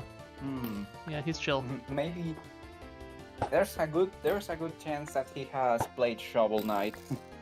Actually, I don't know if he has. I feel like I've had this conversation with him before. I don't remember. Astra, have you played Shovel Knight? I have not. Yeah, Shovel Oh. Knight's a banger. Absolutely recommended. No matter what platform you played in, it's going to be a great time. Just a little note that there are a few differences in content between the different versions. Like my opinion. I mean, I haven't played the other ones, but my opinion is that Nintendo platforms are the definitive ones, just because they have the amiibo support. Yeah, so a quick rundown of exclusive content across versions. Yeah, because Xbox Yes, has Battletoads. on the Nintendo- PlayStation has Kratos. Yeah. So on the Nintendo versions, what Senpoo said, amiibo support. Also in the 3DS version specifically. Oh yeah, there's like at the this Street point, Pass. to get it on 3DS, you would have to. Or is it Street you Pass? have to go through modding. But on the 3DS version specifically, there was this thing called Street Pass Arena. Yeah. And basically, you like recorded a series of moves with your character, and when you passed someone else with the game, your two characters would fight by performing the prepared sequence of movements. Mm-hmm. It was fun, a fun thing to see when it happened. But okay. Then what Senpoo said, The amiibo support. the Sony version, Oh. like PS4, PS3, PS Vita, that one has a fight against Kratos, and when you defeat him, you get an item that you can later convert into a special armor. And in the Xbox and PC version, there's a thing with the Battletoads. And the same, you fight them and you get a special armor too. Yeah. But yeah, I think the amiibo one is cool just because though that like it adds like a ton of like new items to the game, but also it's just a lot of fun. Like some of those items are just really cool. So it's basically just like a whole new experience of playing through the game again. I never had amiibo, so that's why I kind of don't care too much for that. But like if you have amiibo, you could see how well they work with the game. Yeah. But yeah, like it's cool though, because like it just adds like a whole new like way to play, and it's just really cool. And also just like because like you have like the relics, I think they're called relics, but they're like the items that you use. But like the amiibo one, like it adds like a bunch of like new relics in that you can use, and some of them are just really fun. But yeah, Shovel Knight, great game. I still never played King of Cards, and I need to. Another important note about Shovel Knight is the 3DS and PS Vita versions specifically don't have something that all the other versions do have. Two things. One, they don't have the co-op mode, but secondly, secondly, Shovel Knight Showdown is not in those. So Shovel Knight Showdown, which is Yeah, like the fighting game. it's basically a platform fighter. Yeah. It's a little bonus, but like if you for some reason were to have Shovel Knight on 3DS or Vita and later wanted to play Showdown on another platform, and it is possible to get a showdown by itself, standalone. Yeah. So which for one is example, let's just the say- original Shovel Knight game? Because I'm on Shovel Knight, looking on- Shovel of Hope. Okay. Shovel of Hope is like, because it used to be, it's like Shovel Knight, and then like they like promise like the like free DLC for like the different like playable characters in their own campaigns. But then they decided what they would do instead is they basically split all of them into like their own games. But then there's Shovel Knight Treasure Trove, which if you get that, you get all of them. Yeah. I something funny just happened, Senpoo. I don't know if you heard it. When you explained when you said Shovel of Hope, I instinctively said C instead of yes. Ha. Funny. C indeed. Here I am having an English conversation, and a single Spanish word slips through unthinkingly. Lamau. Who cares? I think I've heard stories of like, this is like unrelated, but just something I thought of that I've heard that's kind of funny. Like I've heard stories of like some people who like natively speak Spanish, but obviously like they're in the U.S. and like speak English a lot of the time, going out drinking and getting really drunk, and basically forgetting how to speak English, just reverting back to Spanish, like even though they're like in an English setting. I see. In my case, I played Shovel Knight on the 3DS, and it's pretty neat on the 3DS because first off, it supports the 3D effect, unlike Bloodstained Curse of the Moon, and secondly, it makes good use of the bottom screen, also like Curse of the Moon, which doesn't use the bottom screen at all. So it was clear that, now to be fair, Shovel Knight launched on Wii U and 3DS first, and then later came to every other platform it was ever on. But it is clear that even though this is a multi-platform game, it was clear that they really thought about how to organically integrate it with the 3DS hardware and features, so that it would truly feel like a 3DS game and not just like a game that happens to be on the 3DS, among other things. Yeah, I'm gonna send the changelog now. There's your arena's changelog, people. So yes, I played it on 3DS, but I would see when I get my modded beta if I could get it there too, just for the Kratos fight. Yeah. And then for Showdown, I would wait until I get my Switch Lite or whatever I get. Very neat. So, yeah. Guess I accomplished my goal for the stream. I mean, talker maybe a little more, but I mean, arenas update.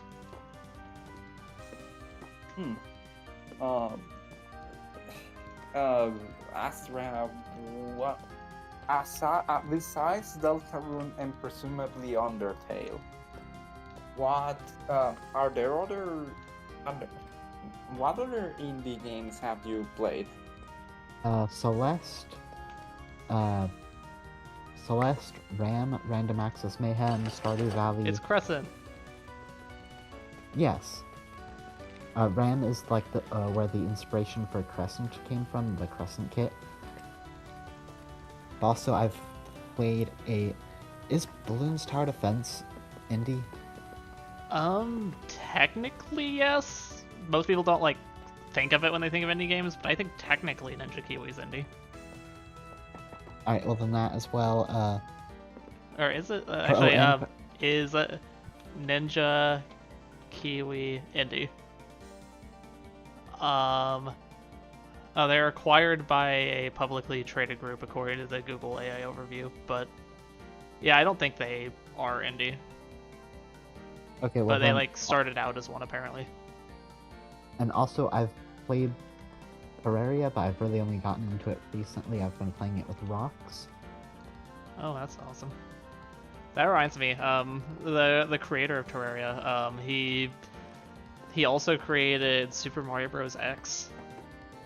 Oh, Yeah, that's like, so it's like, so Mario Bros. X, it's like a Mario fan game that's basically like a level editor where you can make like your full-on like own like Mario like stories and campaigns or whatever, or like episodes I guess they're called, and you can like share them with people.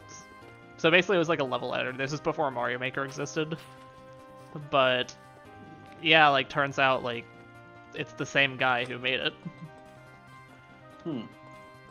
But like yeah, it's a banger. I used to play it a lot because it's like a full on like just like Mario 2D Mario like engine. It has like a lot of cool features. It has multiple playable characters. It has like power ups from like mostly like the like classic games like Mario World and like Mario 3 and stuff. Like a lot of stuff is taken from like Mario All Stars, but yeah, it has like its own engine. But it has like some other like cool custom stuff. Like there are like a ton of different like Yoshi colors I know that like do different things.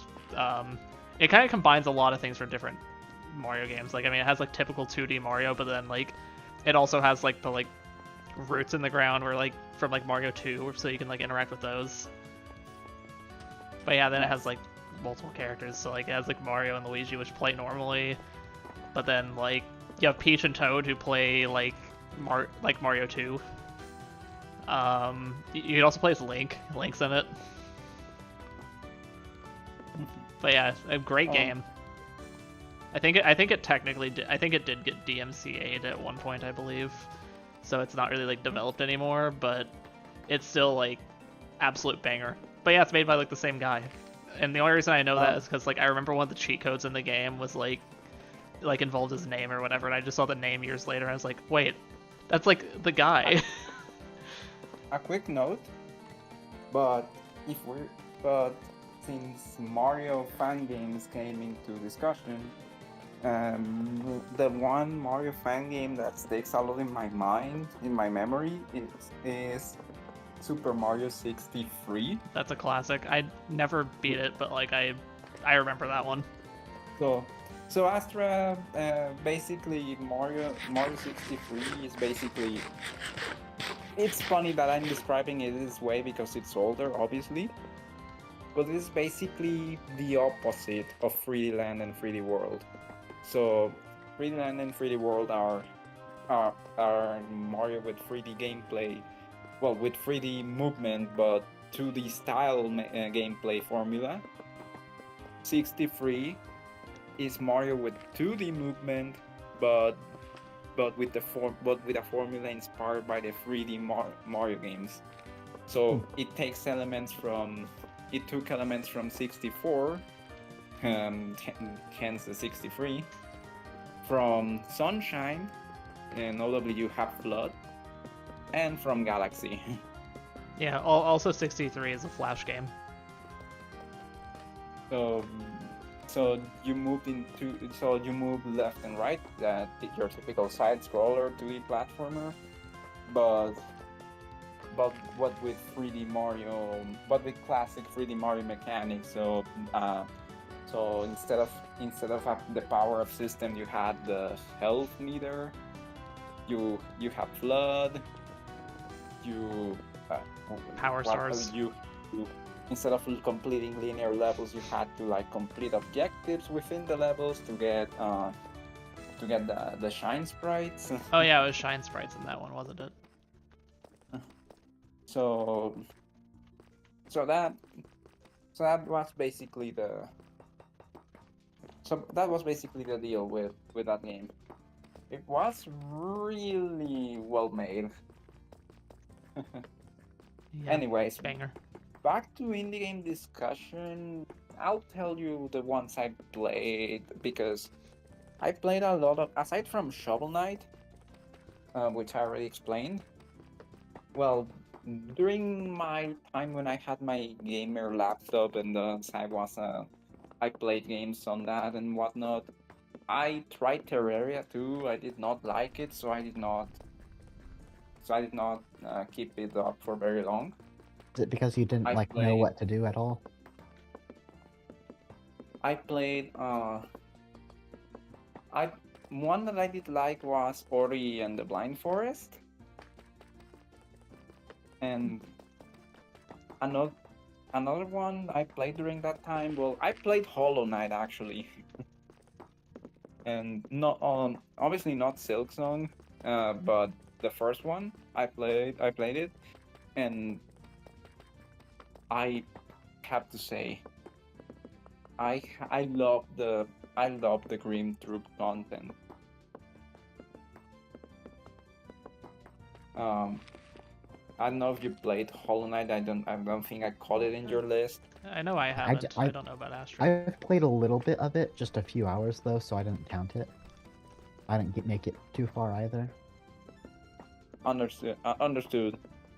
It is it is a game that takes like that has a bit of a curve to it, so I can get that.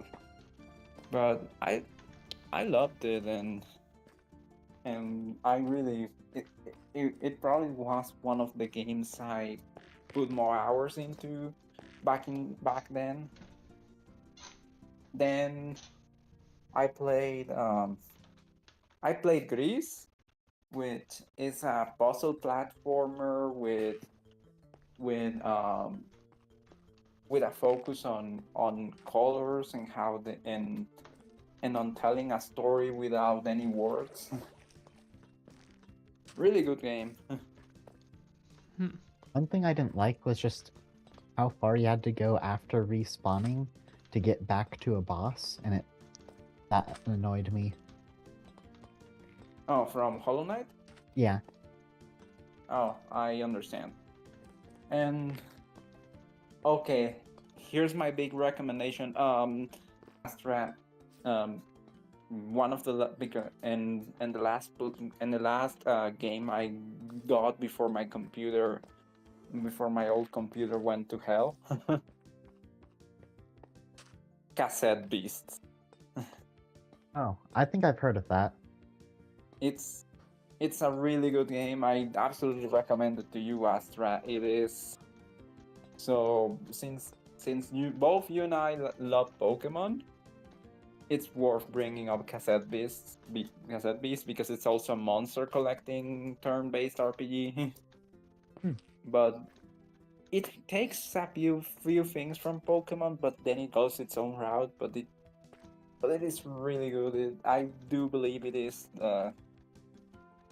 I do believe I enjoyed it more than Pokemon in some respects. It it has an elemental system. It has a type chart, but it isn't simply a not very effective, super effective thing. The typing interactions actually cause things like statuses, field effects. Interestingly, some interactions cause the monster being hit by the attack to change types. Oh. So, for example, if a fire attack hits an ice type, they turn into a water type, I think. Does it have character customization? No, that's just a type interaction from Cassette Beasts. I know, I'm just asking, does it have... It's 65% off right now, so I'm thinking about just buying it, and I'll probably play it sometime. Okay. But- I understand your question. If you can customize your character. Yes, like in Gen 6. Yes, Pokemon actually, onward. there are a lot of options. Okay. In fact, you get the opportunity to decide on some of the physical traits of your character at the very beginning, and then after a few cutscenes play out, you get access to the wardrobe and can decide on your character's clothes and all that. The best thing is the game does not have as such a gender distinction. So your character can wear whatever without regard for gender. And in fact, the only indicator approaching gender in the game is that you can also select the character's pronouns, which is a very nice thing.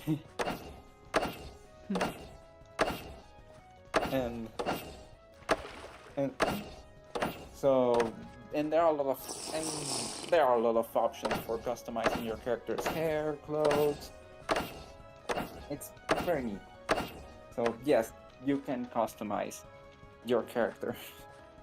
And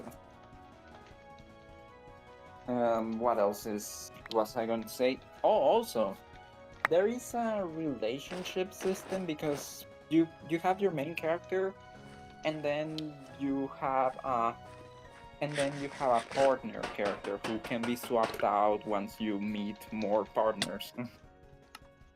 So, and there's a relationship system basically. You have to complete these characters like specific plot lines to advance your bond with them, and from there you just keep bonding with them over repeatedly playing with them. I'm going to tell you this right now because it's not really much in the way of a big spoiler, and in fact I view it as something that's better if you already know it. Okay. With the sole exception of one of the partners for very specific reasons. Barring one of the partners, you eventually get the option to romance any of them, any one of them, regardless of gender, regardless of anything. Um, So so kind of like, have you ever played Stardew Valley? no, but I know about it. I know that unlike Story of Seasons in Stardew Valley, I think you can actually do a queer romance, let's say. Wait, did you say unlike Stardew Valley? What? I may have misheard you, but you can also do that in Stardew Valley. No, that's what I was saying. Yeah, That okay, you I misheard cannot you do then. it in Story of Seasons, but you can do it in Stardew Valley. Okay. That you can romance without gender being a factor. I know that. Yes, I thought I misheard you. I thought you said unlike Stardew Valley instead of.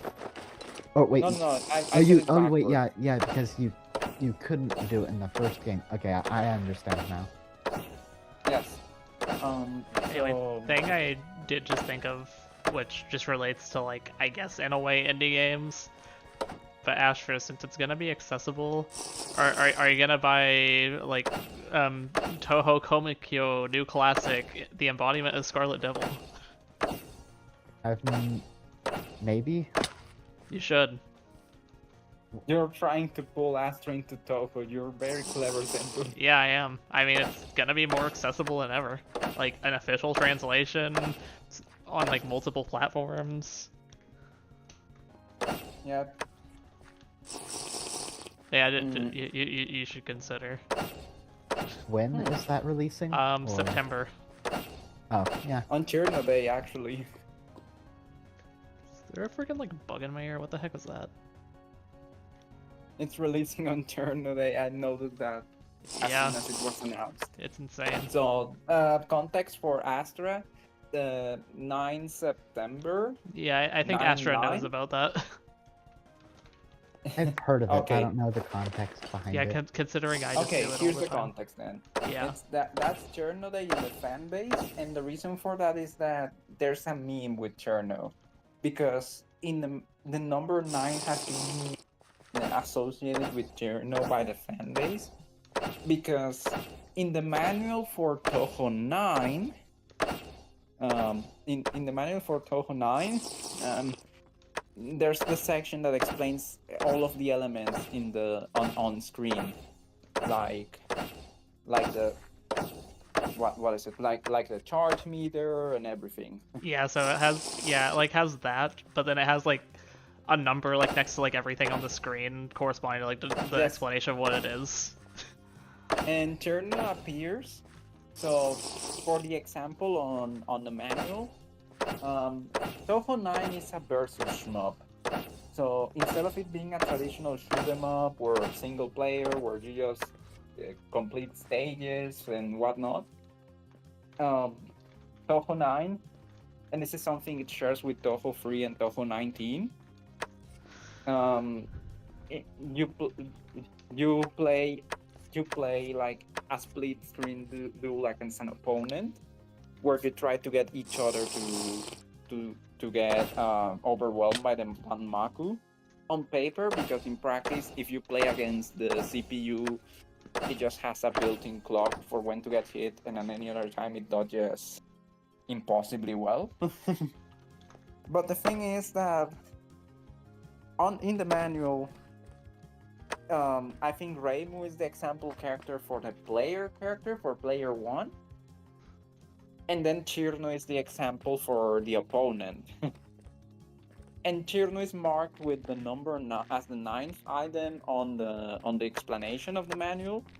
But then instead of saying that is the opponent or whatnot, it just says 9 Baka. Yeah.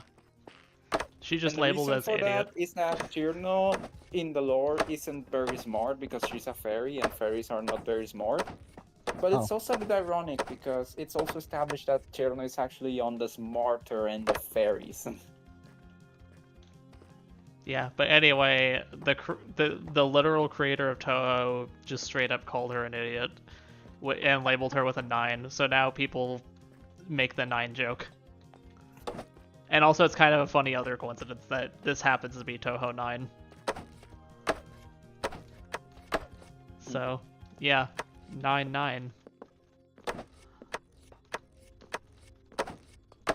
So that's the context for why Chirno is associated with the number 9, and thus why the ninth day of the ninth month is Chirno Day in the fan base. Yep.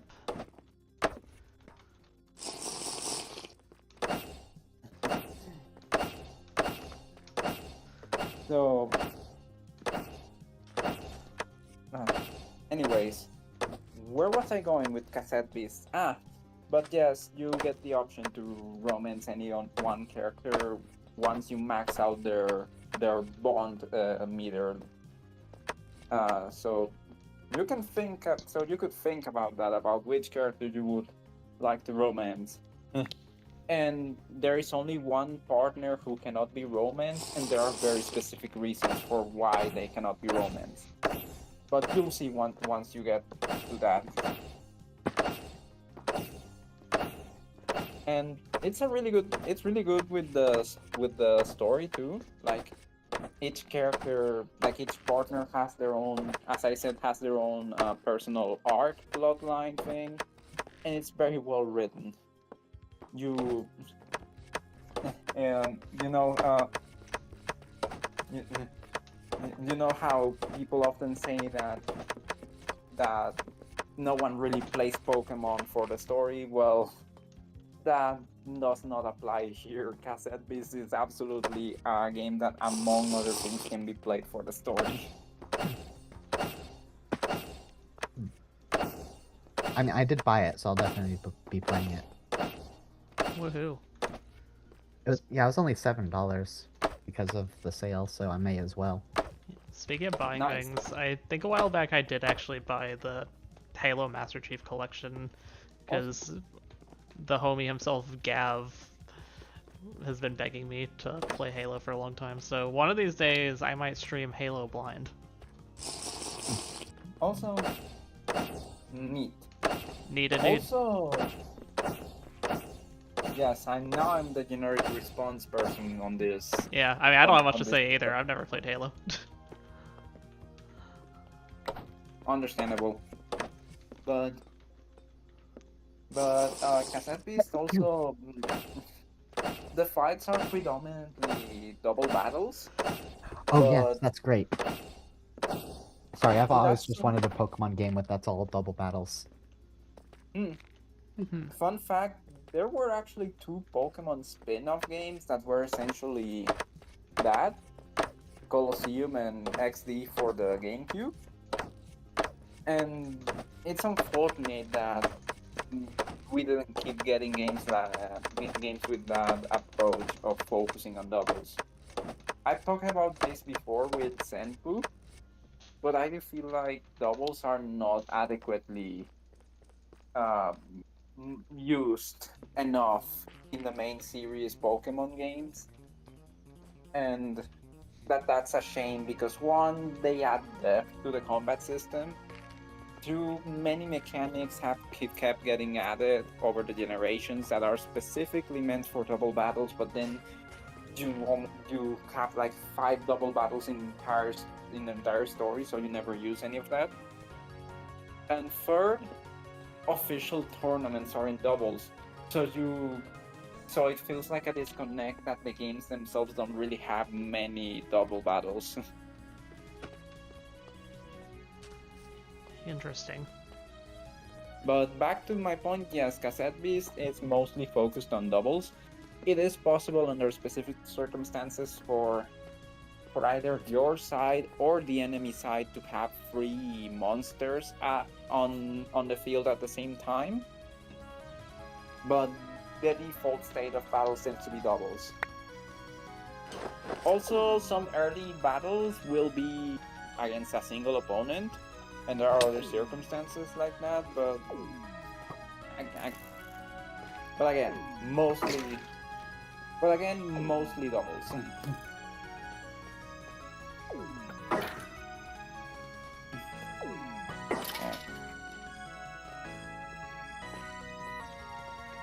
The catching system is also a bit different from Pokemon, and it's very interesting how it works. You'll see it once you play the game.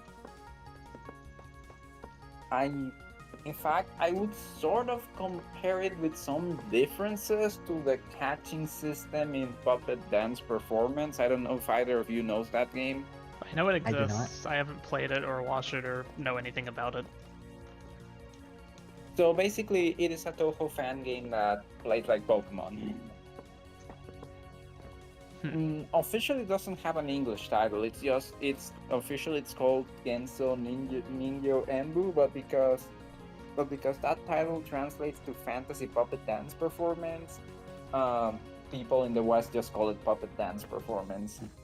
Interesting. And yeah, it's basically Pokemon with Toho characters, with puppets of Toho characters. Oh yeah, I have to do this. Anyways, Archer only works. Had to test it. anyways, so that's my so yes, Cassette Beast is my big recommendation for Astra. So I hope you like the game as much as I did. It's unfortunate that I couldn't actually finish it before my computer went to hell, but I had a blast with it, absolutely. Very swag. Speaking of indie games, I mean, I always say this and nothing ever comes out of it, but I'm thinking about Mythoria again. Oh, nice! You really are coming back to all the projects you've been leaving unattended for a bit. Yeah, except Senpoo music, it seems. But yes, I was going to say I hope you can get around to that pretty soon. yeah, I need to. Especially with the hype boost of the fact that I finished my part of the thing. Oh yeah.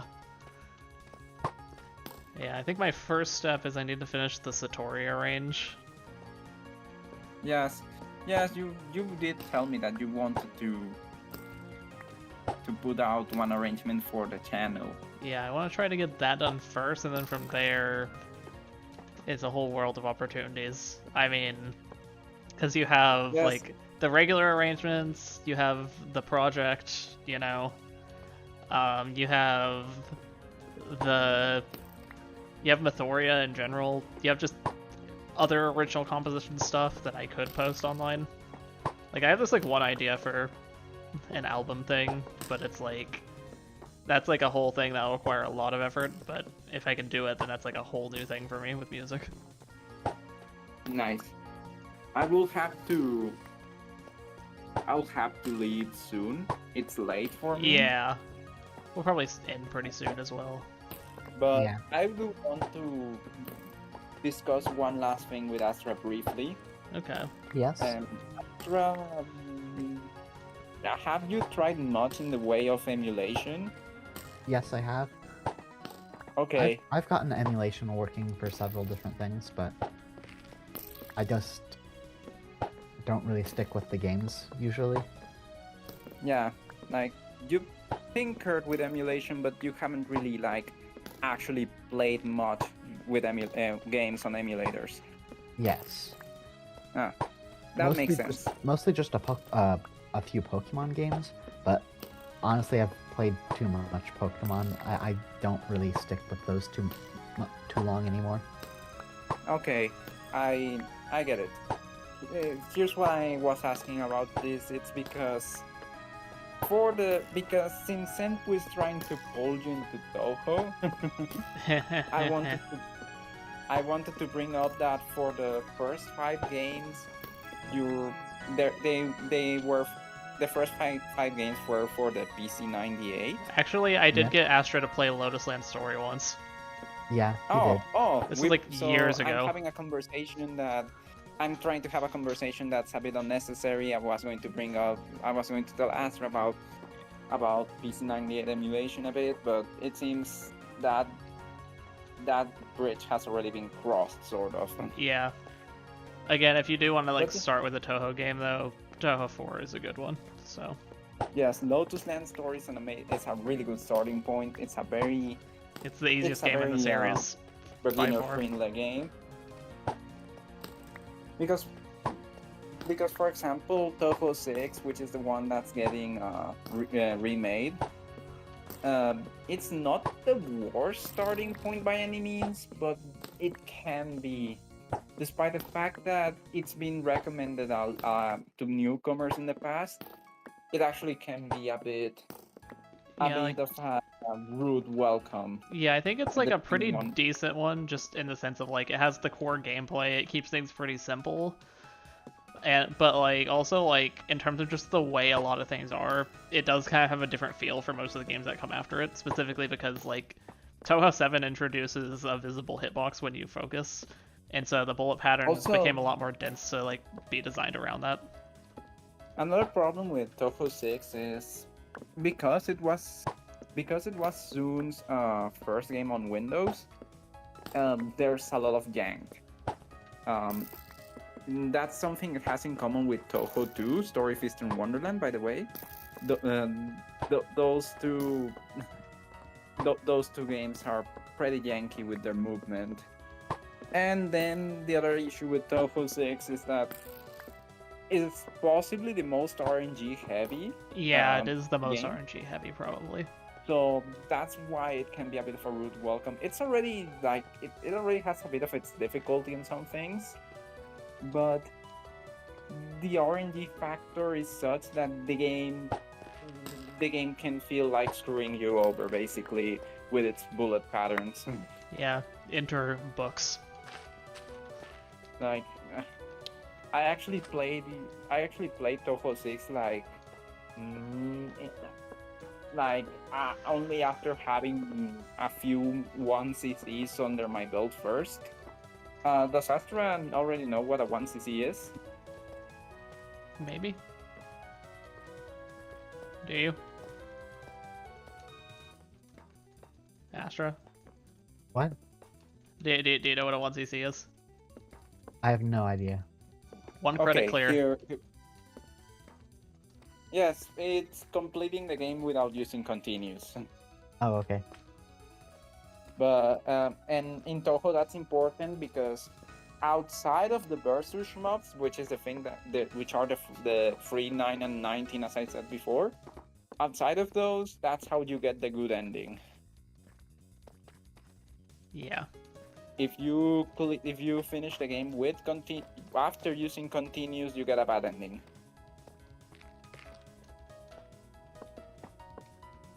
So it's like this goal that players have of clearing each game without using continues. Yeah, that's pretty much what my streams are for Toho. But yeah, actually just a side note, one thing I am maybe a little concerned for with like the EOSD remake is I'm worried they're going to implement the visible hitbox. It seems like they probably will add it. Yeah, it just worries me because like the whole thing with EOSD is it's like designed around the fact that it like doesn't have that, or at least like because like once you get to Toho 7, like the bullet patterns become way more dense to accommodate for the fact that you have a visible hitbox. I feel like EOSD with a visible hitbox, it just kind of trivializes like the entire difficulty of the game. Yes. Yes, I can understand that. Hopefully they implement it as something you can toggle on and off if they implement it. Yeah, hopefully. Because I just feel like Because- just with it existing, it might just make things like way too easy. Yeah, Senpoo. Actually, I know I said I would shut up about the remake, but one last thing. I saw two people making the same joke when the remake was announced. They What were is it? joking that we were about to see this global phenomenon called fans actually playing the game. Oh, wow. Yeah. So context for that because Toho fans don't actually play the games. So like EOSD in particular has this reputation because it is the most popular Toho game. Toho 6 is the most popular Toho game, and so it has this, and but a lot of people haven't actually played it. Well, to be fair, what Senpoo says, there are also a lot of fans who haven't actually played the official games, but Toho 6 in particular is one not a lot of people have played. So there's this. So it has this reputation as this game that's incredibly popular, that its fans don't actually play. So when this got announced, that's why people started joking. Things like Toho 6 fans excited to play it for the first time. Yeah, it's funny. But yeah, it's gonna be. Oh yeah, also I guess another side note with just everything with the stuff. Have you heard like the few snippets we've gotten of like new music for it?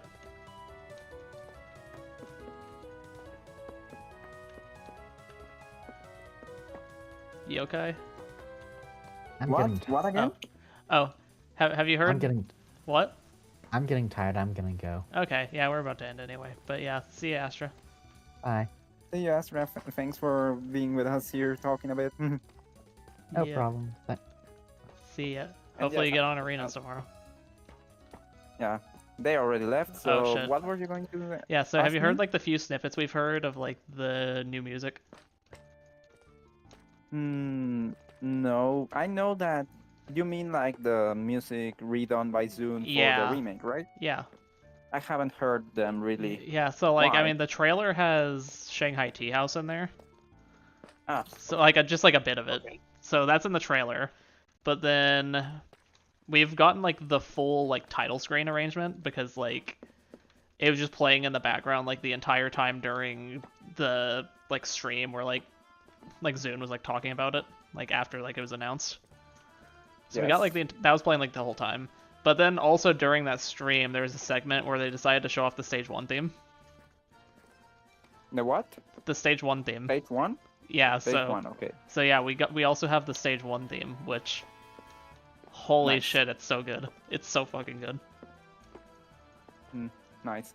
Okay, so those are the 3 themes of which we've had a look. Yeah.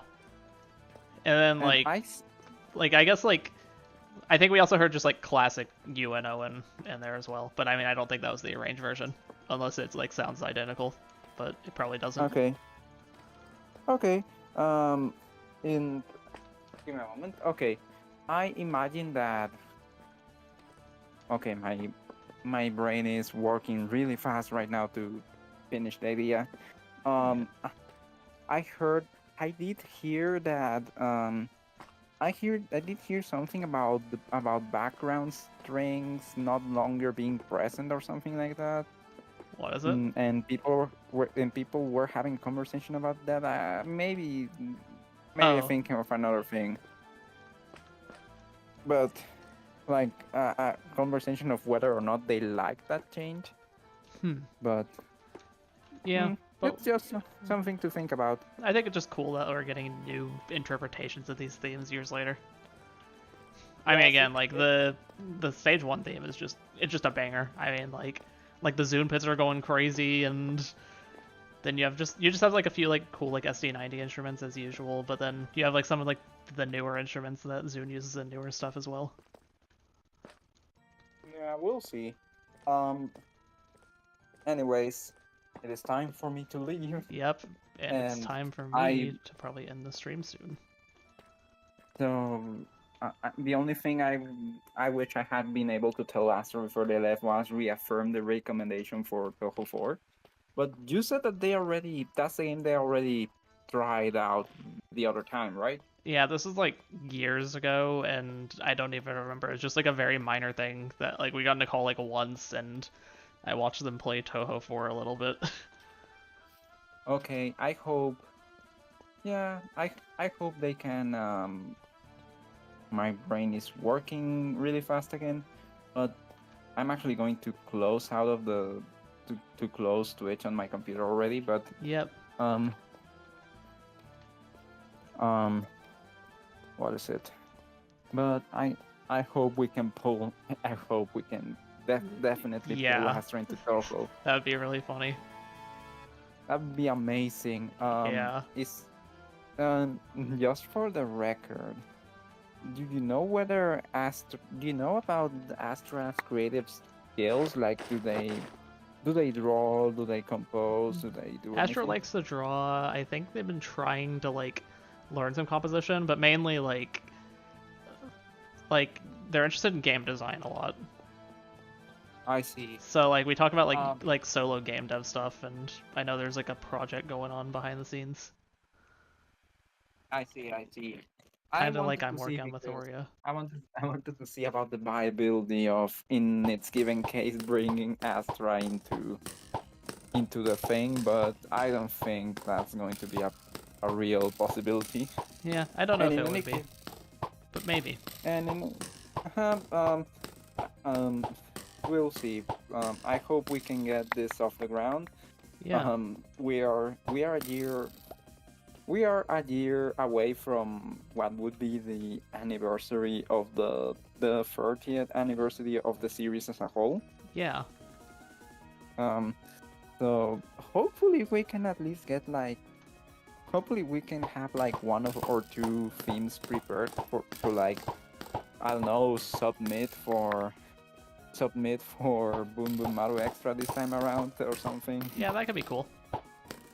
Remember that I originally talked to you about Boom Boom Maru Extra, and I was hoping we could get a single thing to show off there, and then you told me that you were not going to be able to make anything. Yeah, I think that was around the time I think that's whenever around the time I was like traveling and stuff. Or something like that. So hopefully either this year or the next we have something. Yeah, I'll definitely try. I also, especially because I also want to. I would use that to like be the point at which we reveal ourselves as a circle. So, and I would like to from there be able to talk to Megapig about implementing these anniversary hashtags that we have that we already put together. Yeah, that'd be neat. So. But yeah. No, at this point, I'm just saying everything openly. I mean, yeah. I mean, it's on stream, but nobody's gonna watch the VOD. Nobody's even watching the stream right now. Like, people statistically people don't watch the bots after they're archived, right? Usually not. I mean, sometimes I notice there are like some views, but like I don't think there's any interest in watching a random just chatting stream where like I'm Yes. not doing anything. Look, odds are the kind of person who will watch this bot, the bot for this, is not the kind of person who would go and tell everyone what we're doing.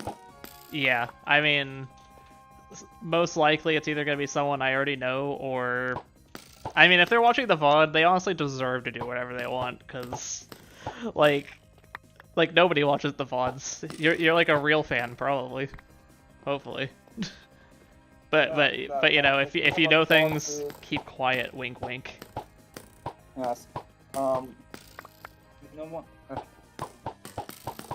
And to be fair, like the kind of person who would be watching the bot for this probably isn't. Odds are they aren't that into Toho and will not fully understand what we're discussing right now. Yeah. I mean, maybe they would be, because I mean... Oh, I just realized Okay, yeah, there's nothing on YouTube chat. Wait, did I get a like on the YouTube stream? What the heck? Who's watching the YouTube stream? I don't know. But yes, I hope we can get something prepared this time around. I want to see about promoting those hashtags that we brewed up. Yeah. But we'll cross that bridge when we get there. It's not the year yet, so you know. And okay. I'm setting up a few things in the room. Inside the room. Okay, so I've got this. I'm preparing. I'm preparing to turn in for the night. Yep. And it's actually important because tomorrow I need to talk to my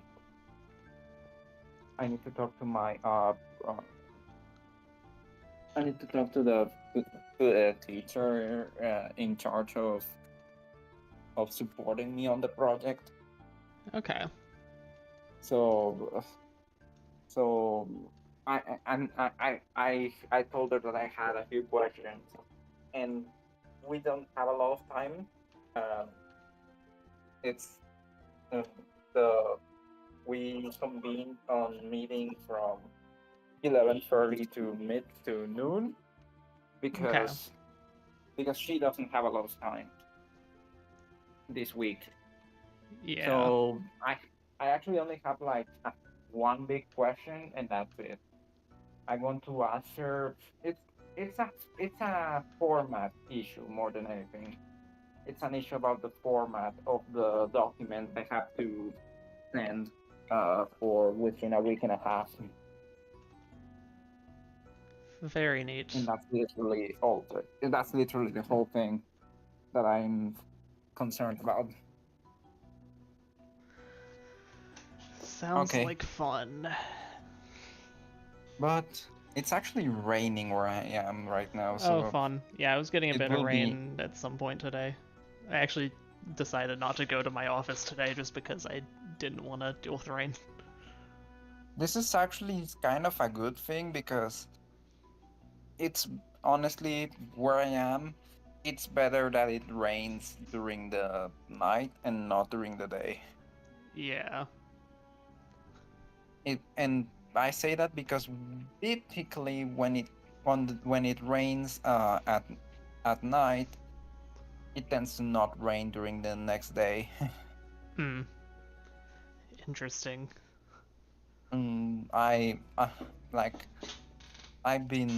I've lived in this city for long enough to know the whims of the weather. Yeah. But yeah. That's it for us.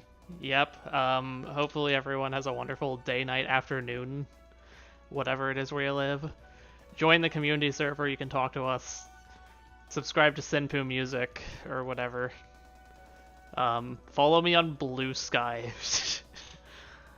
I don't post there much except when I'm streaming, but At this point, yeah. I really, you know what happened to me back there? What's up?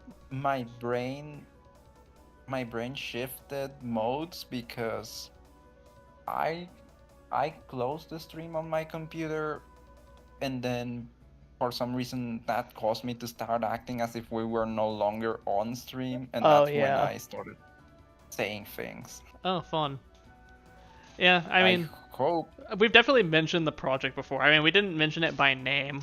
We've talked about it on stream before, like, oh hey, you're writing things. I mean, you didn't even mention like what specifically it is. You just mentioned like, oh, it's a Toho thing. yeah, it's like we haven't really disclosed what we're working on. We said that we want to have like a small sample ready for a certain time, but we were not very specific about what's in the about what the contents are, what about when those things exactly in time will be. So but anyway, it's not as bad. Yeah. And on top of the fact that on top of the odds that someone actually sees this. Yeah. But yeah, I mean, yeah, once we end the stream, I'm gonna mention just like one thing. But I mean, anyway, hopefully everyone has a great night or whatever. This stream didn't get many viewers, but whatever. Anyway, bye. Bye. Until next time, see you in arenas. Wink, wink.